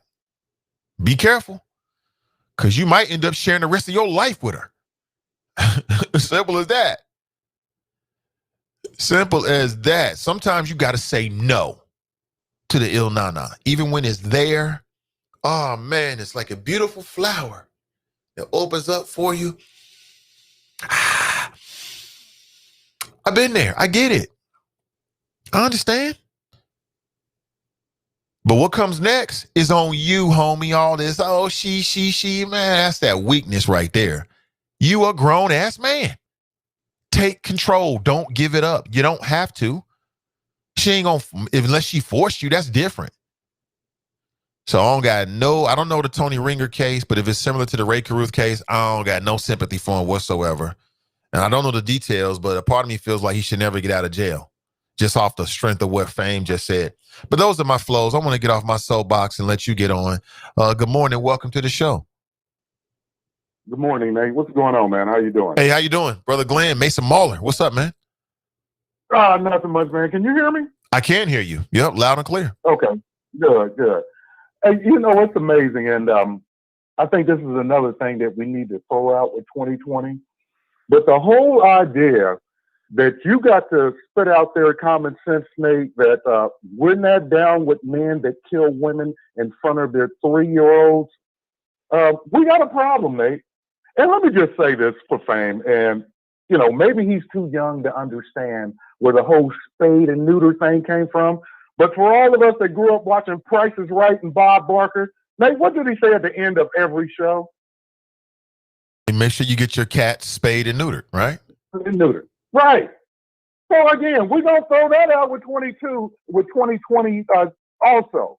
Having to explain stuff that's dumb, that's what we're gonna do too. So let me also say this. You know, Nate, this whole Tony Ringer thing coming up and around this time, it's the irony is on me because actually he was really good friends with my little brother. I mean, I knew Tony. And you know, I've seen him around the office, you know, up at the garage my brother's apartment was. They were friends. They were boys. They all hung out and went out and everything. You know, and I'm way past the point where, you know, I don't know you when you do things like that. It's like the movie Blood In and Blood Out. I cut you off like they cut off my leg. Remember when his brother was, you know, turned bad and his other brother was a good guy? I mean, there are certain things that I will never accept. They will never be part of my ethos where I got any type of love for a man that would kill a woman and try to kill his seed, his child. You know, Nate, I always say this. You know, by the grace of God, I got my one boy and my one girl. I'm not going to front and act like I wasn't going out there sometimes without a Jimmy on. I mean, let's be real, man. But it is my responsibility. 21 years ago, Nate, in July, when she was born, everything changed for me. It stopped being about me way back when. Nate, I get you when you talk about the health, man. It's like I'm in church, man. It's like I can feel you preaching to me. You're preaching to the flock, but Nate, it's like you're staring at me. I'm gonna try to get it together, man. This is gonna be my 2020 resolution. That's the way it's important, bro. I'm trying, but I know, man, because you're out there diligent. I mean, you like me in basic training back in the day. You up at PT, you know, every morning. I feel you. I get you, Nate, and you're absolutely right. I have made those type of arrangements, Nate. That was brought to me front and center 3 years ago when Anita passed away, man. Like I said, Nate, the hardest thing I've ever had to do in my life was sit there with my kid and be 5 feet away from the mother's casket. You talking about an aha moment of just bringing everything into vision. And so I feel you, brother. But I don't want to get deep. But I just wanted to explain Fame's foolishness. I really don't have to comment on drop because, you know, we still waiting on that 5 to 8% to come through. I kind of disagree with you on Joe, but I feel you. But Nate, we started off at 10,000. again, I'm always for the push to go up to 50,000 if we can. But 10,000 is a mark, Nate. And what's so ironic, Nate, Mitch McConnell won't even go for that. I actually have a tweet, Nate, that I favorited. I think I might have sent it to you, and A-Ray and Angela and Cassandra. But there was a bill for the $1,200, that we're trying to get passed right now. It's been in the Senate for 212 days, Nate. Mitch McConnell has not acted on it. And did you see the tweet from Eric Holder responding to Newt Gingrich? No, I didn't. Yeah, Newt Gingrich put on a tweet, what's wrong with, I'm paraphrasing, what's wrong with Georgia's Secretary of State, Roethlisberger? Why is he trying to open up more ballot boxes and voting places? Is he trying to help Republicans lose? Think about that, Nate. Why is he opening up more drop boxes? Putting out more drop boxes and voting stations? Is he trying to make Republicans lose? They're saying out and open what they used to say, behind closed doors or inside voice. The biggest problem with Democrats, Nate, and people try to play to both sides, is that what their biggest problem is? They decide to get out and vote. That's why, folks, when you ever hear Republicans play the old, Donald Trump got more votes than, the master of politics, Barack Obama. Well, it's only because they had more people had access to the votes through the mail-in ballot. I mean, put it this way: if Joe Biden can get 81 million votes or 81 to 85 million votes, Nate, how many votes would Barack Obama get if people had access to the ballot like they had in 220? What, 90 million? 95 million? You understand where I'm coming from? I hear you. I mean, so my point is, Nate, you can use their argument against them, especially, smart dumb cats like Drop and Fame and the rest of the out-middle pound puppies. But these things are out here, folks. All you got to do is look for them. Nate, I appreciate you taking my call, bro. Great show as usual. And I'm out, and I'll catch you on the rebound. I'm out. Appreciate you. That's Mason Muller, Glenn, a.k.a. the Mason Muller. Appreciate the call. Can we all just get along? Can we all just get along, the alt middle and everybody else? Why not? Let's move on. I may have to make a move at 9:30, so about 15, maybe 20 minutes. We'll see how it goes, but I'm with you at least until 9:30. And of course, today at 1 p.m., you got Ask Ashley Midday Juice. And then at 7 p.m., valet service with Fast Pitch. All come today, all live stream podcasts coming from me from some CDM from Sin Digital Media. So I seen this show a few years back called Botched. Botched, botched, like when something goes bad. And it's all about, it was so weird, man. Why do people do this kind of stuff to themselves? It was all about, it was probably a lot of women. But it was primarily about people that had they had bad surgeries. And in a lot of cases, it was cosmetic surgery.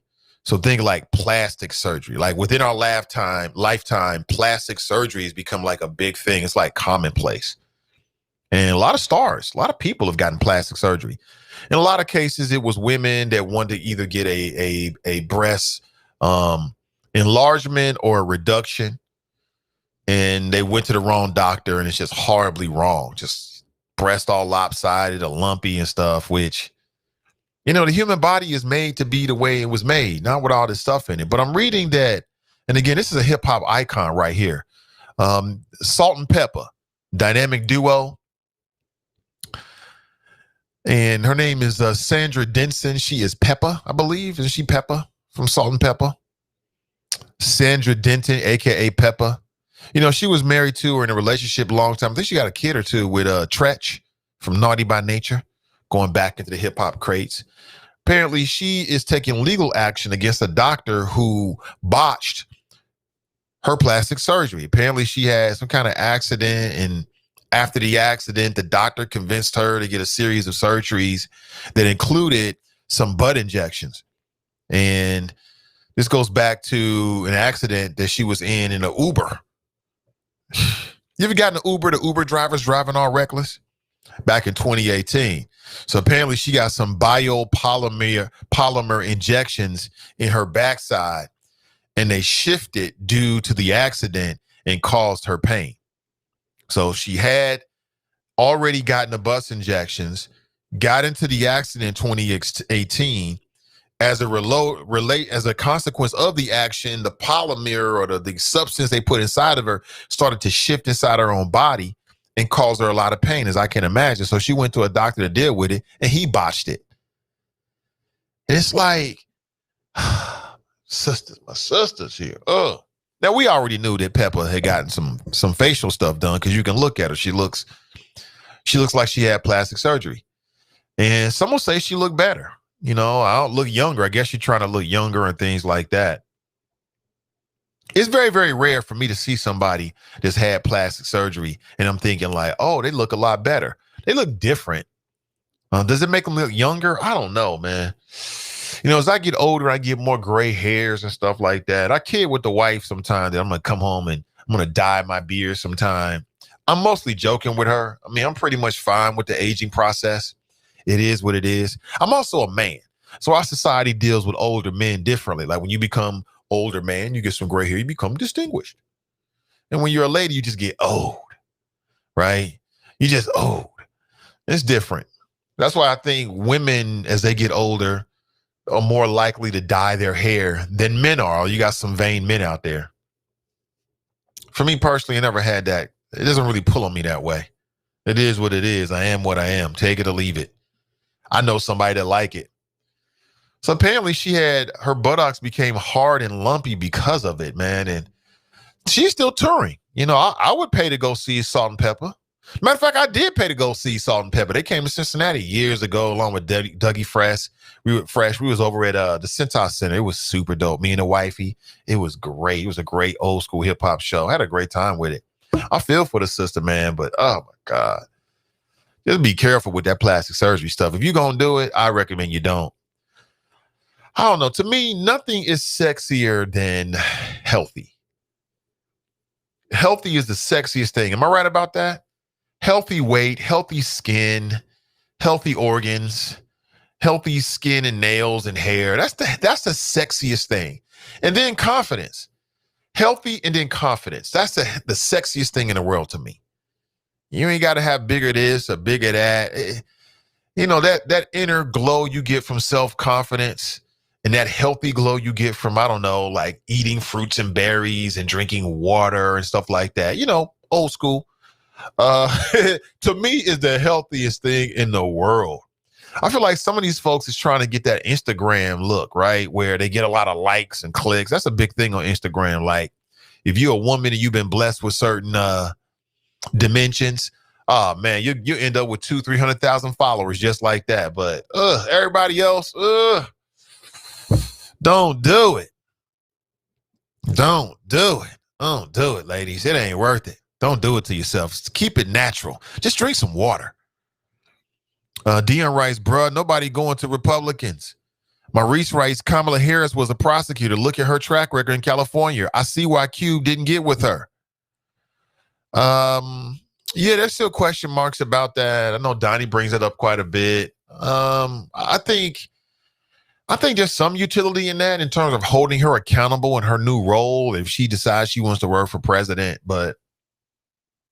And holding people accountable for what they've done, I think is really, really important. I don't understand why Cube didn't meet with her. I don't understand that though, Maurice. I mean, you can meet with the griot. You can talk with, you know, all these podcasters that have no ability whatsoever to put any policy in place, but you won't do a call with a woman who is going to be and is now the vice president-elect. That don't make any sense to me at all. I'm sorry. Danita writes, no, it really isn't. Black women are graduating more from college than any other demographic and seeking higher degrees. It is what it is. Black girl magic is real. Yeah, somebody said something about the numbers of black men in college being down by 75%. I haven't read those numbers. I don't understand why we just can't big up the sisters without downgrading the men. Let's just lift them up. We ain't got to put down men. Let's just lift up the sisters and leave it like that. I don't get it. Lemmy writes trade schools and jobs with certificate plumber, electrician, barbers, beauticians, and real estate, welders, ECT, etc. Everyone does not have to go to college. I agree with that. Daryl writes, I wish he would shut up. And then everyone who goes to college don't get the most out of college. I'll say it again. Yes, you want to get your degree, but the next thing you should get out of it is a lifelong worth of contacts. Like going to college, there's a social aspect of it that can be even more important or just as important and as a resource and a tool as your degree. You want to get that degree because you're making an investment. But meeting people that can open doors throughout the rest of your professional career can be even more impactful. You know, joining some of these fraternity from sororities is deeper than just, party walking and throwing up secret signs and wearing nailya. It's about long-term strategic partnerships. That's how I look at it. Tracy writes, I have people telling me they are not paying student loans because they're waiting on Biden. Well, all the student loans, as I understand it, have been pushed off in terms of payments until like January of 2021, something like that. Jason writes, drop high as hell.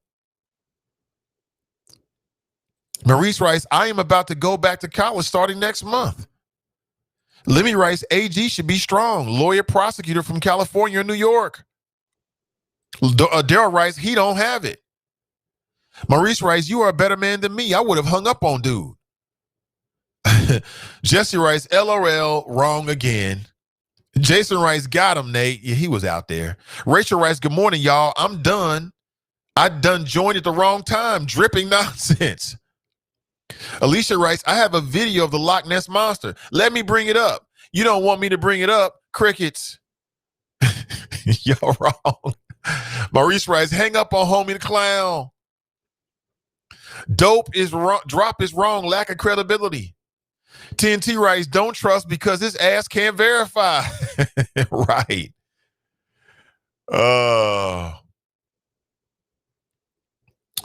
Kenny writes, maybe people leaving speaker because I've dropped 52. Danita writes, no, I think, it just kind of makes sense on some levels. I mean, people are migrating because there's still some issues with times when I play the videos and we've had people on with the Zoom call. And then people on the audio side not being able to hear it, I still haven't figured that out. I get it. It's an ebb and flow. Jason writes, I like drop, but he bored as hell. Alicia writes, quit playing on the phone. Kelly writes, good morning, great people. Good to see you, Kelly. We got to hook up for that interview. I definitely want to get you on. Just talk about nothing but your campaign for mayor. Matter of fact, I'll reach out today and try to get those details from you, Kelly. Like I said, I want to talk to everybody. You running for mayor, running for city council, make sure you stop on the Nathan Ivey Show. Sean writes, wow, tell my son that black men are not going to college. He has his associate's degree and will get his bachelor's degree this spring. Let me, Lynn Walton writes, that's not true. Al Gore did the same thing, sir. Susan writes, that part. Rachel writes, your idol worship, they are worshiping Trump. They are sick, and some call themselves Christians, but worshiping a false god. Hashtag Trump equals golden calf. All I'm telling you, folks, is I think it would be wrong and foolish on our parts to dismiss the Trump supporters. Again, if you're a Democrat strategist, it's your job to get to the bottom of what is this magnetism between Trump and Trump supporters. That's your job. You should be investigating that to try to figure out what it is. There could be some legitimate gripes or something that could be useful there. But Trump is giving people something to believe in. You got events, you got Nalia, you got a charismatic, albeit he lies a lot and is completely caught up with himself, leader. You got a slogan, you got a platform. I mean, all they need now is a dance. And you got everything you need to build culture. They got their own lingo. They got their own look. They got their own value system. They got a leadership. They got these events. Going to the Trump rally, you can connect with people just like you. During COVID-19, Trump's giving people something to do. It would be wrong to dismiss it. It's very, very powerful what he's doing. He's got a very powerful hold on a part of the country. And My fear is that these folks are going to get violent. That's my fear, but we'll see. We will see. Darlene writes, Deshauna writes, good morning, Nathan and everyone. Good morning to you. Good morning. TNT writes, good morning, by the way. Carmelita writes, Cassandra Best, my cousin, was T. Ringer's victim. We've been dealing with this for 20 years. Is that right, Carmelita? Damn. And why did he do it? Did he do it because she was pregnant and he didn't want to have a child with her? Which, again, I got no respect for it. You're going to kill a woman because you impregnated her. Think about that. You impregnated her, and then you want to get in your feelings because she won't do what you want her to do. And so you murder her. Huh? I don't get it. I don't get it. Damn, that is so sad, man. Anthony writes, I would have to see what all equals right hazing process is. Have an idea it involves bending over, or something. Binding or bending? Hey, what's up, Cassandra? She writes, watching. Hey, good to see you. Sean writes, that's not enough. Reparations, $10K is not even a dent. Generationally speaking, Susan writes. Wanda writes, good morning. Good to see everybody. Frenay writes, absolutely. The Gucci gang plan. That's funny. Lil Wayne is about to go to prison. For what? The weapons charges? He might. He might. Sandra writes, yes, my hoodie arrived last evening, red. And okay, great. Please, when your hoodies arrive, if you could take a photograph and send it to me so I can use it for promo reasons, I would really appreciate it. And I do know some folks are still waiting on them. There was a little bit of a delay with the folks that I'm using. This is my first time doing this. So I know that there are several companies that do this kind of stuff. And, I like to jump around and see who's the most affected and the most efficient. But I will make sure you get that for sure. And when you do, please take a photo and send it to me. Alicia writes, when is the interview with the prepper? Well, Alicia, thank you for your efforts in that. I reached out to the brother. We connected. This was before Thanksgiving. And the last thing I was told, and I'll reach back out to him again this week, was, he was going to hit me up with a day.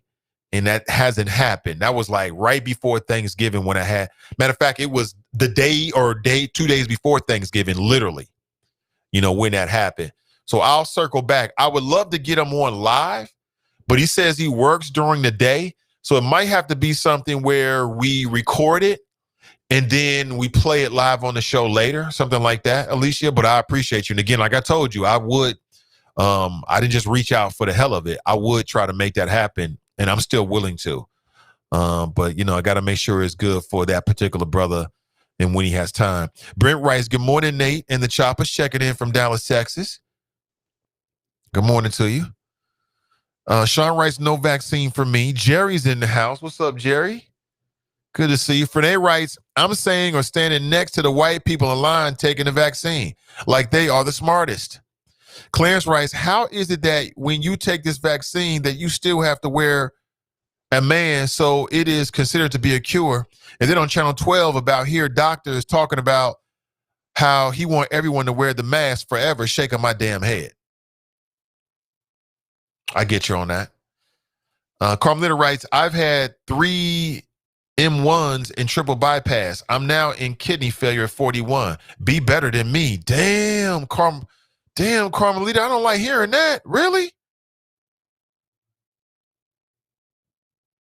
I don't like hearing that.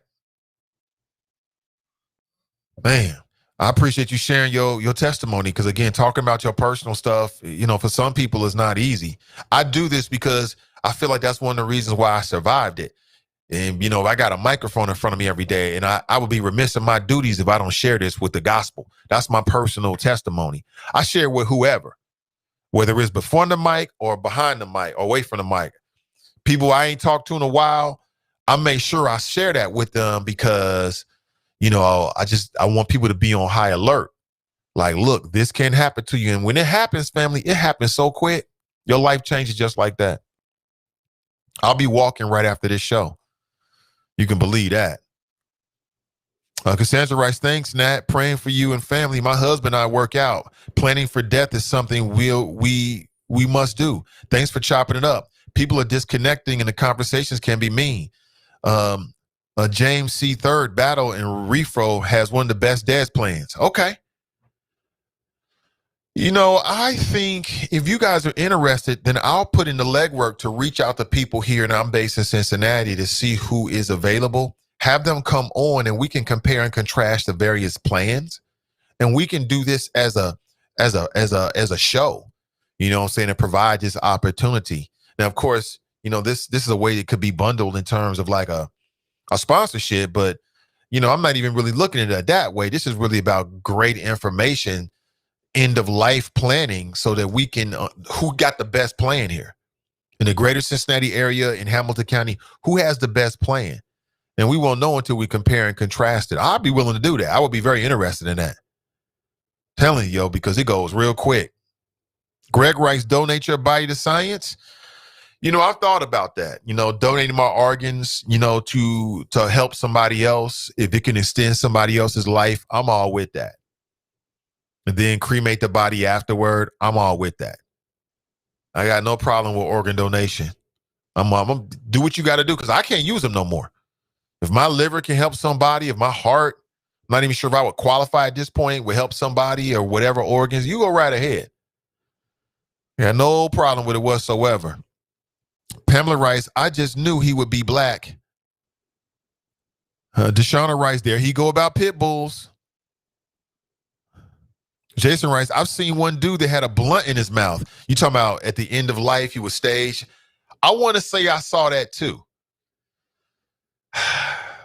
For me personally, I'm not really into funerals like that. I like to remember loved ones. And again, I got a wife and 2 kids. So God forbid something happened to them and I may have to figure out how I feel about it. But I don't like to see people like that. I like to remember them alive with my last memory of them being alive and interacting and things like that. That's why pictures are so important. So important. Let me see. Good morning. People are replying. Y'all, somebody said he had cornrows, tights, and all. That's hilarious. Nat writes, he killed Cassandra Betts. I went to school with her. Rachel writes, Ringer and Caruth are the same guy. Tracy writes, collateral damage, ridiculous. Right. His son is collateral damage. That's your son. That's your child. Handicapped this child for the rest of his child's life. The child, not the person he could have been, due to the father? That's not what dads are supposed to do. Dads are supposed to do the opposite of that with their kids. I got no respect for it whatsoever. I hope he burns in hell. Alicia writes, you are a grown man. You make them apologize. You don't need Nathan. Facts. Brent writes, Leroy from Fame, get your own show and you can spout all your foolishness 24/7. I'm down with that. I'm down with that, Fame. You already know. You already know. Clarence writes, was that a wolf? Maurice writes, I am against abortions. Tracy writes, then tried to have a relationship with his son when he got out. Right. His handicapped son. I guess at this point, that's better. But I mean, come on. Ray Caruth was making hundreds of thousands of dollars as a wide receiver. He could have made millions of dollars during his career. Life is good for you. You know, the child support would have been up there because you making hundreds of thousands of dollars, but your lifestyle would have been good. You would have been all right. Rachel writes, preach, Nate. Susan writes, the point at which your choice ends is the moment that you deposit a part of yourself into a woman's body. Ben writes, no way in hell Biden got 80 million votes and I didn't vote for Trump. Ben, I don't know why you say that. I think there is a way that Biden got 80 million votes. Number one, Trump was a bad president. And in particular, Ben, he was bad in terms of how he dealt with COVID. I think it's fair to say, and there are White House officials who have said as much as well, sort of like behind closed doors, and then like people like Jim Acosta and other people have reported about the conversations that he said with nobody on camera. But I think it's fair to say, Ben, that If Trump had dealt with COVID more responsibly, he probably would have been reelected. His irresponsibility in terms of how he dealt with COVID, running around for months trying to talk about the Kung flu and making jokes and don't wear a mask and holding rallies where people don't wear masks. Hell, a black man died. The chairman of Black Voices for Trump died after going to a Trump rally with no mask on. I think his irresponsibility just pushed more people to the polls. And then the second thing, because of COVID, you have so many people that were doing mail-in balloting, and perhaps it was easier. But I blame Trump. I blame Trump. He pushed people to the polls to vote against him. Because quite honestly, Biden was far from a perfect candidate. But the specter, the idea of having Trump in office for another 4 terms, outweighed what the perceived shortcomings with Biden were. That's what I think. So people say, how do you got 80 million votes? Because Trump pushed people to the polls to vote out against him. You're in the middle of a pandemic that's costing thousands of lives every single day nationally. And you're still playing games with a mask? So I blame Trump. And again, that's how most Gilligans are. Most Gilligans will slip on a banana peel that they threw on the floor, or shoot themselves in their own foot, or put nails in their own coffin and then complain about it. And that's what we saw. It's real simple. So Ben, I hear you, brother, but no, man, there is a way. We just saw it. We just saw it. Anthony writes, Pepper suing for butt implants, being all messed up today, right? Rachel writes, most people who have plastic surgery start to look the same plastic parts. TNT writes, strange shaped looking women, black don't crack, just leave it alone. Speak on it, black don't crack. Listen, if God gave you a flat butt, then guess what? Make sure it's the best flat butt you can possibly make it. If God gave you a flat chest, you know what you should do? You should make sure that it's the best flat chest that you can possibly make it. Make sure your areolas are healthy, your skin is healthy. That's all you can do. Out here trying to enlarge this, and like if you're doing it because, let's say, some women are been born with just really, really large breasts, they start to hurt, they don't want to get a reduction. I can get that. All this lipo reduction stuff, I mean, like if you're in a point where it's like your health, you got to do what you got to do.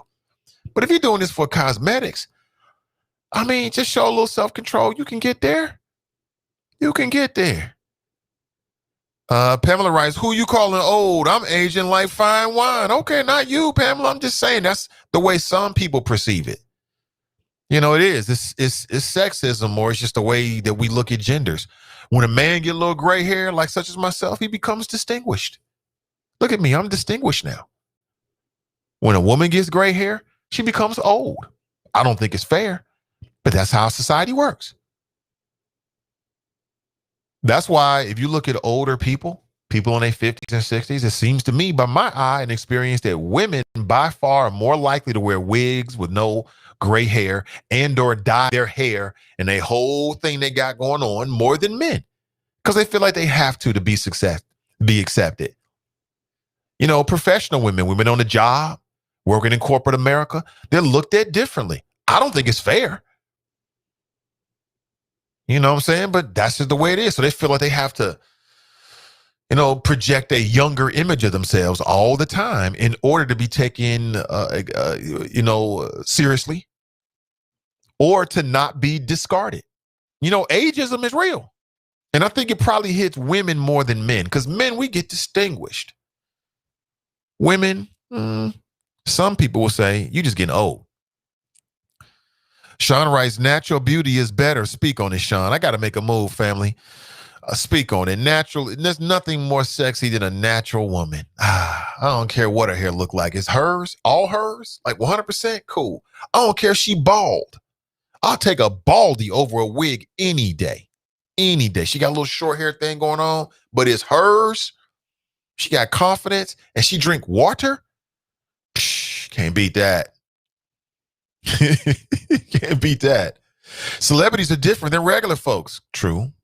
Tracy writes, I know a lot of women who are older but look just as good and in shape as younger women. Oh, yeah, I'm not saying you can't. I'm talking about from society's view, putting all this undue pressure on you. I don't feel that way personally. Yeah, I take it on a case-by-case basis. And in terms of your body, man, go on Instagram. If you work out and hit them weights and drinking water and doing all you got to do, the human body, man, you can be in your 60s and have the body of a 40-year-old and all this kind of stuff. Now, the face, do the UV lights and all that kind of stuff. It is what it is. But the body, you be looking good out here. Sean writes, toxic masculinity. You're right, it is. Titles don't pay bills. Hard work, dude. That's Ben. What's up, Ben? Good morning to you. Cleopatra writes, rise and shine. Nathan Ivey in the choppers. Hey, good to see you, Cleopatra. Ben writes, if y'all think that Joe Biden is going to help out black folks after 47 years, you a damn fool. Well, Ben, I hear you on that, man. But what I'll say again is that now that Joe Biden has been constitutionally, right, it's fair to say he's president-elect Joe Biden. He will be the 46th president of the United States, okay? They do have a black agenda. I think that if you're a black voter, I think it's smart for you to go to that website and learn, if you haven't already done it, what that black agenda is. Why? Because we know what to expect and we know what leverage to use in terms of holding them accountable. You know what I'm saying? Y'all took the time to write a black agenda. Well, damn it, I want to see that agenda put in place front and center within the first 100 days before the midterm elections. You spend all this time talking about how much you love black people and lift every voice. Well, damn it, you got to do it. But I think as black voters, we should be educated about that as well. But then secondly, Ben, I'm not looking for Biden to save us. Biden is not our agenda. City council, mayor, all these people comprise, these bodies comprise of people. There ain't no love. That's nothing more than a tool to get what we're trying to get for our families and our communities, equity, policy, intangibles, whatever it might be. Okay, that's just how I look at it, just to sum it all up with a nice little statement, equity, policy, intangibles. The presidency is nothing more than a tool to get that. It ain't no love affair. I ain't in love with Joe Biden. I'm not in love with Kamala Harris. Okay, they are in a position based upon the way this country's set up to deliver equity, policy, intangibles, and that's it. So, Ben, what I'll say to you, bro, is if we don't push them, if we don't organize, if we don't create grassroots movements to put pressure on them, you're absolutely right. They're not going to do a damn thing. They're going to do what they want to do that benefits them. It's on us to push them. That's how I look at it. It's on us to push them. Good morning to you. Big Nate, start a walking club. I know L Dub's got a walking club that's pretty popular. I respect it. He's taking care of his audience with that. You think people really be into another walking club? I mean, I'm down with it. I walk every day. I'm going to be walking right after this show. I might walk downtown and back. I live in Clifton. It'll take me about an hour. Walk downtown, down Sycamore. If you see a tall brother with this sweatshirt on, within the next 30 minutes, walking downtown, you know who it is. It's me. Get it in early. I like to get it in early. And I like to work out before I eat. And I don't eat until about 2 or 3 every single day. That's it. That's just me. Janine writes, I would like to donate my body as well, but my husband and kids just are not having it. Yeah, but that's your body, Janine. That's your body. Like, whatever my wife's wishes are is what I'm going to do. If she tell me I want you to do whatever it is, that's what I'm going to do. That's her body. I'm not going to impose what I want on her. It's her body. Simple as that. C.O. Taylor writes, thanks to Trump, the nation learned all about narcissism. He and the reps have shown us what it's like to have your mind blown. Alicia writes, why do women feel the need to change themselves? Because of societal pressure. Because they don't look like a Barbie doll. because they don't look like Kim Kardashian, who in my opinion does not look attractive. She is not my type. She looks weird. These weird bodies. People think bigger is better, and in some cases, maybe it is. But you can be out of proportion, right? You can be out of proportion. I say healthy is better. Health and confidence. Sean Rice, preach, Nate. Fanae Rice, not true, Nate. Sean Rice, all ages of women are beautiful. Clarence Rice, Trump ain't. Look, think about Ayanna Presley. That's the sister who's a part of the squad. She's a U.S. congressman. So within the last, this year, she decided to take her wig off. She's actually bald.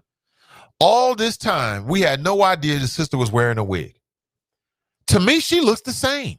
I don't see a difference.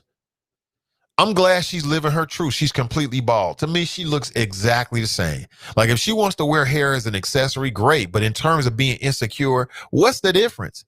I see black women with these short little hairstyles, like the little Nas. They got like a little part right here all the time. They look just as beautiful as the women with the hair. It's all about confidence. But she felt insecure. I think she had like a medical issue. She felt insecure in terms of not being taken seriously. Now, would she have been elected to her first term if she was rocking a baldy?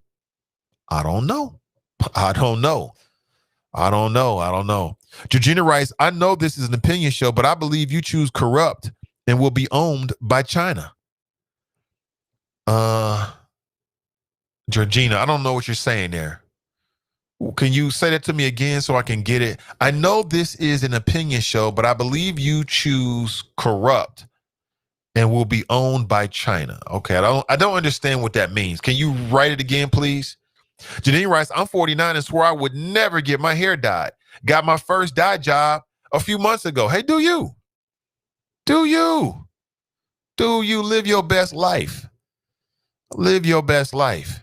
You know, for me, I didn't develop a beard until my beard didn't finally grow all the way in until I was late in life. I just wasn't in the genes. So I thought like, man, if I had a full beard back when I had no grays, what would that have looked like? In terms of vanity, I don't really care. I'm gray now. It is what it is. I'm not really caught up with it like that. You know what I'm saying? I still love me some me. Glenn writes, Big Nate Walking Club. I like it. Okay. Y'all saying that now, and I will start a walking club. And I'll put it out there. Now, I know it's a little cold right now. Everybody's not into walking when it's cold, but let's say spring hits. That'll give us a good 7 months. We can get out there and walk once a week on a regular basis. I had to come out with, what the frequency would be, but I'm down because I'm doing it anyway. So I would love some company. And I'm talking about a good hour-long walk, nice little power walk, really get it burning. Let's see. I remember in high school anatomy class, the students who was doing well got to view an autopsy of a donated cadaver. And I remember it was an old white woman, and some of the fools in my class could not get past her gray pubes. I'm sorry. All this. It was a weird flashback. Okay. Lynn writes, look up Chef Babette, 70 years old and looks 40, vegan and raw chef. What you eat does have a huge impact on it, a huge impact. Look, if you're going to eat a lot of meat, this goes to Glenn. Glenn, I am saying this directly to you because I see what you're posting. Then get grass-fed.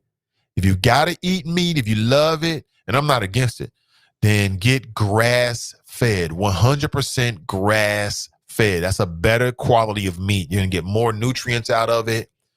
If you're getting that ground meat, get the meat that's got more fat in it. Sometimes you'll see it like 95% lean. Don't eat none of it. You want more fat in it. Contrary to what they're telling you, fat is good for your brain, is good for your body. You need it. Don't get the lean stuff. You want all that good, healthy fat. Listen, I sound like this is a health show, and I don't want to sound like that. I got to make a move, family. Thank you so much for being here. I really appreciate you. Have an excellent rest of your day. Don't forget, coming up today at 1 p.m., Ask Ashley with Midday Juice. She's always talking about juicy topics. People send her questions. Because then, and I get it. Sometimes it's like you might have a burning question and you need an objective viewpoint. And sometimes your friends and family are just way too close to you. They're way too close. You can't ask them, so you can ask Ashley. That's today at 1 p.m. And then, of course, today at 7 p.m., Valet Service Podcast with Fast Pitch. She'll be all straight, fast, no T-balls. No T-balls. She's serving up nothing but high, fast balls. All right. Make sure you check it out today at 7 p.m. All right. Have an excellent rest of your day, family. I'll talk with you real soon. If you want to get some merch, my link is in the description for today. Again, all the proceeds go straight back to CDM as we build this platform. I really appreciate you. Consider making a donation to this platform if you feel inclined to do so. My Cash App is right there. You can Cash App the Nathan Ivey Show. Have an excellent rest of your day, family. We'll talk real soon. I'm Nathan Ivey, and I'm out. The Nathan Ivey Show is supported by listeners. Go to www.patreon.com/Nathan Ivey Show and help Nathan keep the show independent.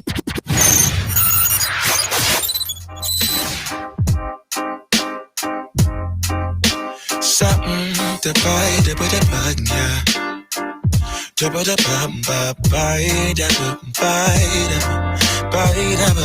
yeah. Set the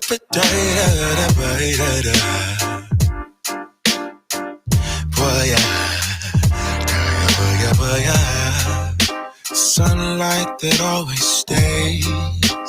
Dinner by the waterway. It's that sweet life. Raise your cross. Made some dude crack a smile. He asked if I could stay a while. Yeah. Talking to my mirror like I love you so much. Curving on my critics like I heard you, so what? You can't kill my confidence, I think I'm the man. Tally all the I ever gave on my head. Lately I've been living like I can't take a loss. They ain't wanna help me, that's what made me a boss. You can't kill my confidence, I think I'm the man. We don't give a that's what they don't understand. I'm back again like flu season. I broke records while loose leafing. I'm coming down my roof, leaving. Don't give a I don't care. Did the for my lonesome. No wonder now I'm on one. No shortcuts on that long run. All I really want is my share. Get on my God, on my totem is nothing. In the discussion, for them feelings I throw on my pain on percussion. The disgusting. I hear them bragging about that they did, and it do not move me, not in the least. They ain't been dropping no seeds in the soil, but swear that you almost spotted the feast. I've been on go mode, showboat, rowboat, wave ride. Cool shorty, too naughty, pool party, wet for the face ride.